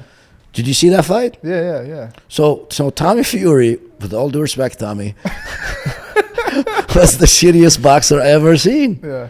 The guy, he was afraid of Jake Paul. I know. He was a horrible boxer, and he beat him. He won by decision, though. Yes, because he threw 2 extra jabs, maybe. Yeah. He was afraid of Jake Paul. I mean, how do you give Jake Paul any real?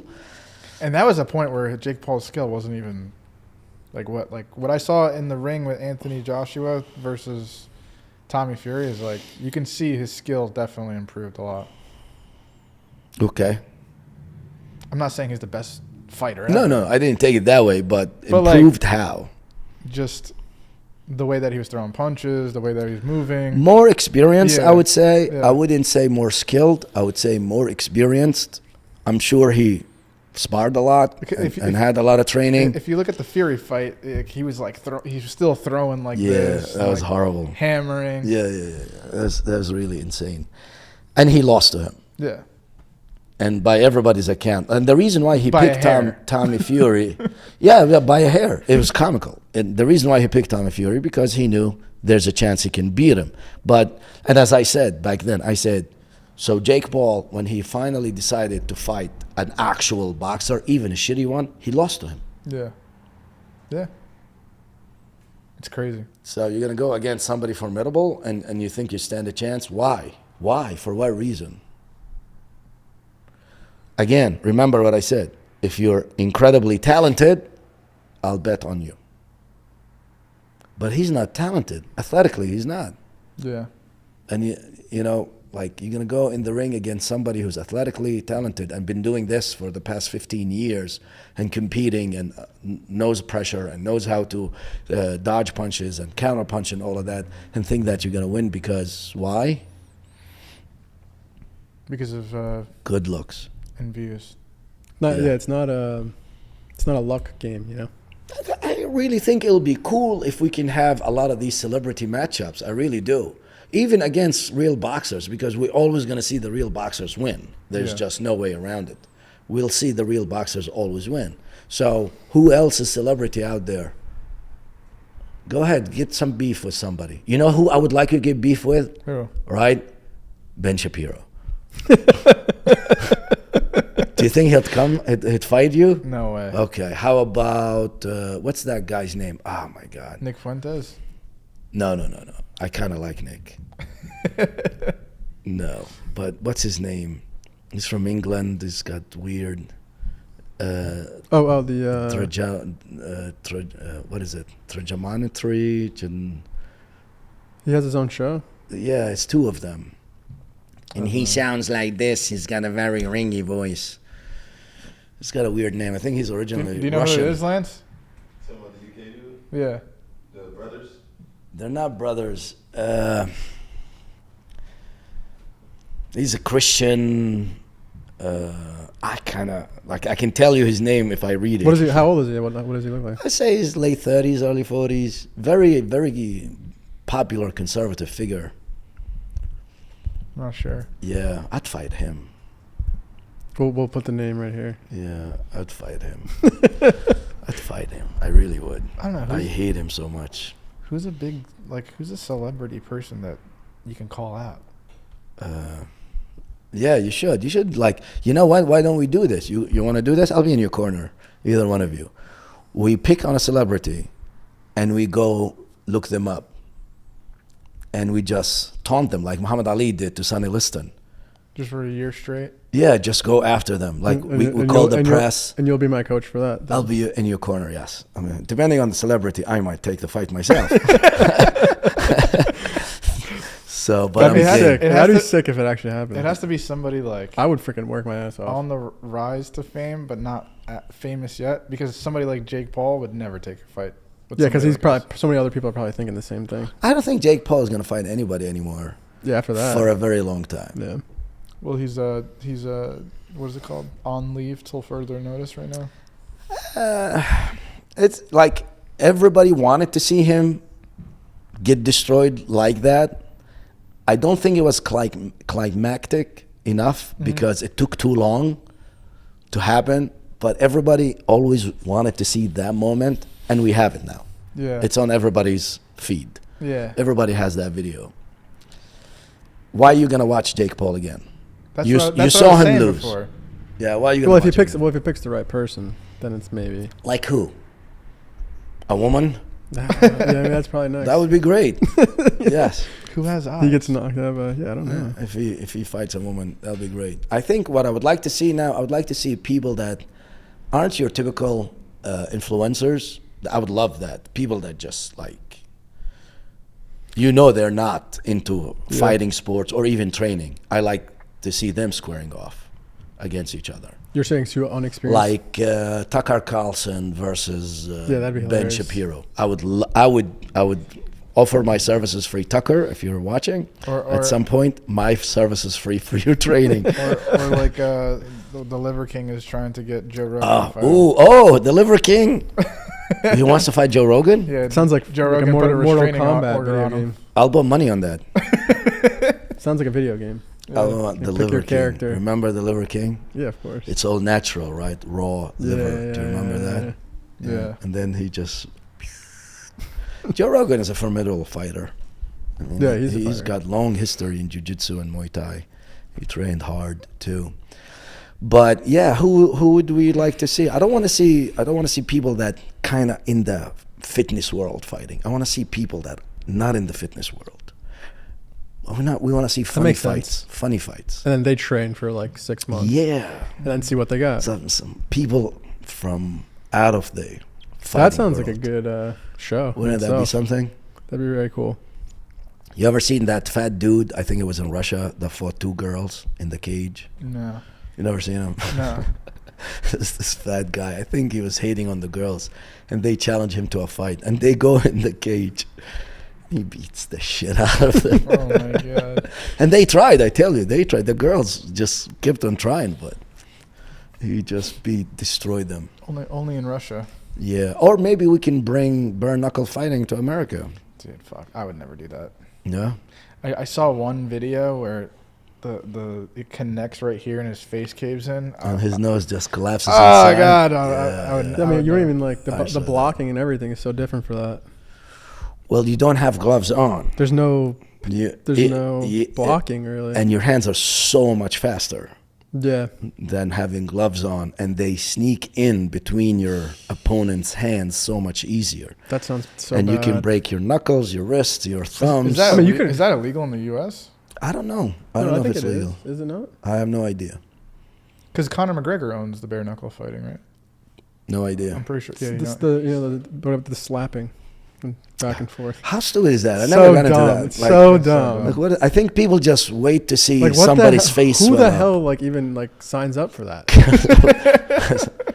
I don't know. Stupid people for sure. You know what I mean? And then the people watching it go in there in person. You got 2 stupid people slapping each other, and you got a bunch of people watching 2 people slap each other. And it's a thing. How about phone booth fighting? Oh, Yeah. phone You booth seen fight, that, yeah. right? That's so Leave dumb. it to the Russians. Now there's car fighting. Car fighting, they just beat the They- shit out of each inside other. the they're- car. They're buckled in, and then they have to like buckle out and beat. Well, the see shit out of that each makes more Still sense than fighting. that makes more sense than the slapping. You never know, if someone tries to rob you in your car or something. Now you're ready for it. Yeah. But the slapping There's guns back for that. That's a good point. Oh, Just pull that gun and All right, pew, we got it. Okay, we got 2026. We find 2 celebrities, and then me and Okan taunt them for a year straight until they I'm accept the game. match. No, let's do it. I'm game. We'll figure out who it is first, and then Yeah. every day we'll message them. How about those conservative talking heads? They are infighting right now, really going after each other. There's major fighting within the MAGA movement. What do you mean? Like fighting? Like Like they're going after each other. Because the MAGA movement split. I know you guys didn't want to talk about politics. You're afraid of getting deported like me. But within the MAGA movement, I was literally gonna say. Sorry to cut you off. I was gonna say, well, we can't get deported because we're born here. But then I remember Trump signed a bill. you silly goose. You can get deported now. You silly goose. But where would they deport you? Yeah, it doesn't matter. They'll deport you. Venezuela, maybe. Yeah, well, apparently we're going to occupy it. Yeah. Yeah, so don't be careful with that. But I would say, like, for instance, you got Steve Bannon, Megyn Kelly, Candace Owen, Tucker Carlson Dude, you know it'd be big. Steve on will one do it. side. Oh yeah, Who? that's a good one. Steve will do it. Steve Bannon? No. Steve will do it. He's not conservative. He's another like prankster guy. His name is Steve Will Do It? Yeah, he's huge. He was Oh, really? He was part of the Nelk Boys for a while. Oh, the Nelk Boys. Yeah. I would fight the Nelk Boys. I would fight That would be a them. good one. I would fight. That'd the be a Nelk good one. Would you? The Haas brothers versus Yeah. the Nelk Boys? Yeah, There you go. I Here's would your fight. I would definitely do that. Here's your fight. Yeah, I would That's do true. it. Let's do it. All right. I'm game. 100%. We saw them in person. We were in Miami at a hotel, and they were walking into the hotel. Yeah, same hotel. We were like, what the hell? It's weird. You know they got You want to fight? they destroyed themselves with that interview that they gave to Oh, that was Netanyahu. fucking terrible. Yeah. And they were just sitting there like this. the Like, entire what's time. your favorite Big Mac Yeah, or it's something fucking like nuts. that to a man who's committing genocide? Yeah, They got big check for it. You for think sure. so? Of course. 100%. Absolutely. You heard about the campaign with influencers, $7,000 per post. No, I did not hear about that. You never heard You of didn't that? see that? Well, I heard a little bit. I think 7,000. Israel is now having this propaganda campaign, and it's inviting all these influencers and paying them $7,000 per post that is pro-Israel. shit. Yeah, that's why you see a bunch of black influencers and girl influencers now. Propaganda. Like, oh, Israel is a good country. Oh my God. And you're like, what? You guys, like, they're prostitutes. You're selling your soul for $7,000 a post? Yeah. It's insane. That's man. not going away. You're going to be remembered as the person who supported genocide forever. I mean, it's Terrible. $210,000 a month. For Per a post? For a post a day. You're for a thinking month. about it, aren't you? No, No? I would never take that money. Good. Because I Take that. will... They'll fucking... You take that money. If you take that money and you have a sudden change of heart, you're dead. There's no coming back, right? Yeah, you're dead. Right? They're going to kill you. Yes. Who? We know who. The Germans? Yeah, exactly. The Germans. It's amazing that in America, and this is what blows my mind, because as I said, I wanted to become an American primarily. Reason number one, freedom of speech. You know, the Constitution is just phenomenal piece of document. And in my lifetime, you know, I've been in America 24, going 25 years. In my lifetime, I saw it go from freedom of speech to extreme censorship if you speak against certain people or certain... Well, look at the UK now. The UK, you go to prison. Yeah. You go to prison. You go to prison for a Facebook post. Yes. It's crazy. The Western world is censoring its communities, but what are they censoring? One topic. One topic only. Look, we're afraid of saying it. I'm not. Anti-Semitism. It's not anti-Semitism. They're censoring criticism of Israel. They're not censoring anti-Semitism. Such bullshit that they're censoring. Because the Zionist movement spent the past 15 years trying to normalize that criticism of Zionism is anti-Semitic. They tried to sell that. Since 2011 or 13, I would say, that's when the IHRA became a thing, which is a new definition of anti-Semitism. So basically, they're trying to say that if you criticize anything Israel does, that's like you're hiding your true hatred for Jews. So you can't criticize Israel. Well, if you go out of the country more than 3 months now, I believe they can check all your phone, like your social media and your phone before you enter the country. For 3 months? Or anytime you come back? I think it's like a 3 month period. Really? Yeah. Wow. Imagine What is that called? fascism. Yeah. That's what it's called. Communism. Well, I mean, sure, communism is a form of fascism, at least the way they interpreted it over there. But you know, European countries were advising European citizens traveling to the U.S. not to bring their actual phones with them, but to get burner phones. This is European governments telling their citizens, imagine this, coming to the U.S., you're better off getting a burner phone. Wrap your head around that. To America. So what does that mean? Maybe I'm missing it. Because when you enter the country, TSA will investigate your phone. Oh, so just get the... So if you come to the country and they open your social media and they see you criticizing Israel and going after Zionism, they ban you from coming into the country. Damn. Damn, indeed. Isn't that interesting? This is what's happening right now. Do you remember that case in Las Vegas, that pedophile sting? Did you hear about it? No. This happened a few months ago. There was this major sting in Las Vegas. The local police were monitoring a pedophile ring, and they arrest few people. One of them was a pastor of a church, but the other one is a high-ranking Israeli official, high-ranking, advising Bibi Netanyahu, that was caught in that ring. Wait, what happened? What was this? A few months ago in Vegas. This guy was caught going to meet, I think, with a 13-year-old or a 14-year-old for sex. And he was arrested. And this wasn't like publicly like available? Or Oh, like, yeah. Or is it not? Oh, yeah. Was it pushed? Well, this is what happened. This is what happened. This guy gets arrested. They discover he was meeting with high-ranking Homeland Security officials, American Homeland Security officials, and intelligence officers. And they discovered that this guy is an Israeli delegate. They release him from prison and put him on a plane within 24 hours. And he is taken out of the country without anybody questioning him or doing any legal action against him. It became a scandal. It became a major scandal. A lot of left-wingers were talking about this. The right-wingers didn't really talk. Actually, no, some right-wingers were talking about it. But this guy was arrested in a pedophile sting, was not questioned, was not charged, was taken out of prison, and it's because I think the Attorney General was some kind of Zionist in Nevada that actually ordered his release.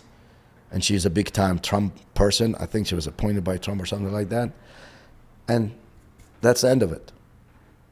A pedophile. There was a British guy, a journalist, who came to America and was giving speeches about the genocide that's going on in Palestine. Speeches about the genocide. He got arrested by the FBI for, I think, like 2-3 weeks, questioned, and then deported. Wow.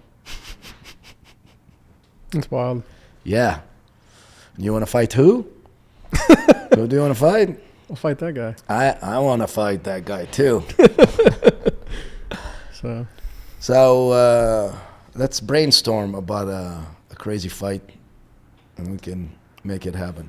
I'm game. I'm game too. Let's do it. The Nelk brothers. Yeah.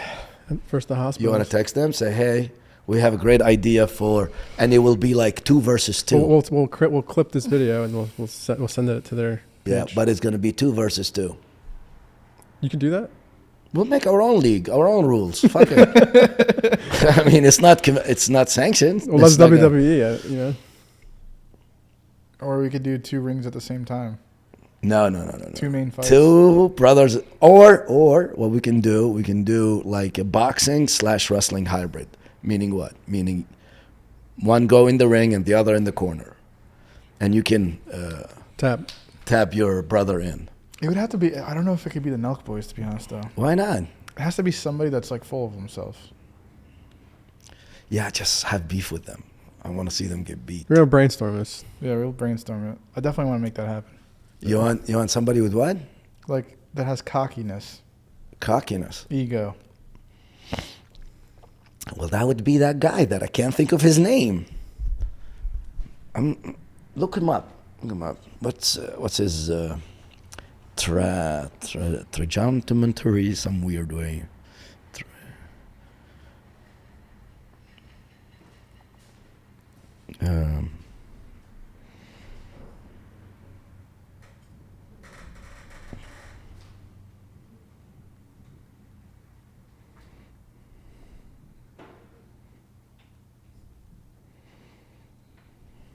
Let's see if I can find him for you. Wow, the 5G here is horrible. Do you have the Wi-Fi? I don't have the Wi-Fi. Oh, here he is. Kissen, Konstantin Kissen. That's him. Konstantin Kissen. Constantine. Yeah.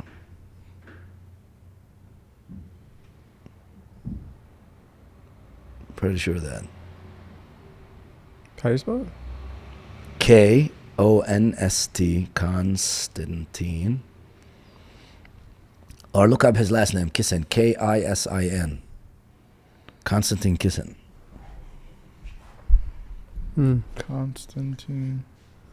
Do you see him? Because it's still loading here. I've never seen this guy, What? Wait, let me see. but he's got a lot of fucking. Yep, that's him. You never seen this guy? Oh my God. Oh my God. No, I've never seen this guy either. So I think he does his show with another person. I've never seen him. He's He's got a big. a following. well-known He's got a big. conservative He's well-known, guy. Yeah, well-known. You can tell.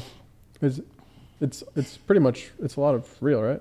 How about Tommy Robinson from England? Tommy Robinson. Yeah.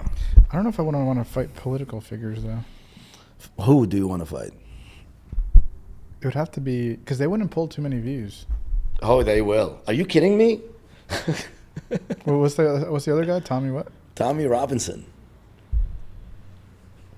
This guy is a British thug who's leading Islamophobia in England. Oh, I've seen this guy. Yeah, I'll fight this guy. He's a major This guy, right? Israeli agent. Yep. I haven't seen this guy either. Tim, am No. I not with it? Who would you fight? That's a good one. He was itching somebody to ask his name. He's like, I got a list, boy. This is number one. Why would you fight Alex Hormozy? No, I was just thinking that because like you guys like praise him. We Nah, study him. We study him. What's so good about him? I don't know He's this just guy. about. Remember I told you about him? He's built three companies. He's 36 years old. He's built three companies that went over $100 million, and he helps people get to $100 million like through acquisitions. Well, he gives everything for free. Literally. Mm-hmm. And then eventually, if you end up making a certain And he amount- built that from scratch. Yeah. Nobody fronted him cash. No, yeah, you look at his history. Yeah, look at his history. I'm very skeptical about Look these it things. up. Look it up. I will. I will. I did my research too. It's just He started his gym. He started a gym, Mm-hmm. like a weightlifting gym, Mhm. and he like slept on even on the floors at one point. He could have gone in one direction. So did I. You know, Why am I don't have 100 million yet? I don't know. What am I doing wrong? Is it the beard? It's the beard. Mm. He's got a beard. It's got to be. God damn it! He's So got it's a not big the beard. beard. Okay, what is it? then? I'm pretty sure he's like Iranian too. Iranian, I have no idea. Yeah. Iranian, sorry. Iran. I like when people say I ran today, and I go, or Iraq. Get it? Was that a dad joke? Was it? God damn it! It's all good. I promise not to do dad jokes. Now you have it on film. You gotta delete that. Yeah, he's Iranian. Iranian. Look. Iranian. Iranian. Just because it starts with an I doesn't make it. Yeah, but you know Iranian. they say that though, but it's like Who does? people say that you have to say You know who started this? Iranian or. George Bush. But I'm saying like okay, 'Cause he couldn't how do you, speak. But how do you say the country that I'm from? Turkey. Yeah, but what do people say? Turkey. Yeah, Yeah, like Egypt, for it's instance. Turkey. What's Egypt in actual Arabic? Do you know? I have no idea. Yeah. Masr. Masr? Yeah, it's not even close. it's like, what? Right? It's like, yeah, Why do they call it Egypt? good question. Because all these words come from the English colonization period. We're calling that Egypt. Like when they call the Middle East. Like, what do you mean Middle East? How is there something that's Middle East? Yeah, they should And just, how are we the Middle East? they should Where civilization started. We're the center. Oh, wait. It's the English who decided true that everything, they measure based on their location. So we are east of England, The Middle just East. like America is west of England. So America is the west to England. for them. England is where it started. Yeah, the English behind You're all the only what you problems. are relative to. You are who you fight. That's what I say. If you fight clowns, you are a clown. If you fight tough guys, you're tough guys. So Anthony Joshua is now a clown. Jake Paul is a tough fighter. How about that? That's crazy. It's interesting. And Andrew Tate's a clown too. Andrew, my boy, Andrew. I got it. So, what do you got? I guess final thing. What do you want? What do you want your audience to know? What I would like, if there's a message I would like to give a message to the parents. It's very, very important. Listen carefully. You should not raise your children to be soft. You should not raise your children to be weak. You should raise your children to be strong, mentally, emotionally, and physically. And the only way you can do that, if you let them fail. Don't protect them from failure. Don't do their hard work for them. And don't save them from falling. Let them fall. And when they fall, I know it's hard to watch your kid fall and you want to run to them, but when they fall, let them get up on their own. We learn perseverance. We should actually learn perseverance as young people. This should be a skill that we develop in our 20s. This is a skill we should develop as 4 years old. And parents take that away from their kids by constantly saving them from failure, by constantly doing the hard work for them, and of course, by constantly protecting them from accountability. I like it. That's perfect. Yeah, that's perfect. And bring them to the gym. So where can people find you? Shraim's Academy in Bridgewater. Look up Shraim's Academy, and you're not going to miss us. And it's Shraim's Academy on And on Instagram? Instagram too. On Instagram, yeah, Shraim's Academy. Oh, yeah, Instagram, TikTok, too. Follow Yeah. this guy. Follow He's this got Yeah. he's got good things. Thank you. Thank you, house Awesome. brothers. Yeah, Thanks, you're Coach. welcome. Thank Thank you. you for Thanks for hosting being me. here.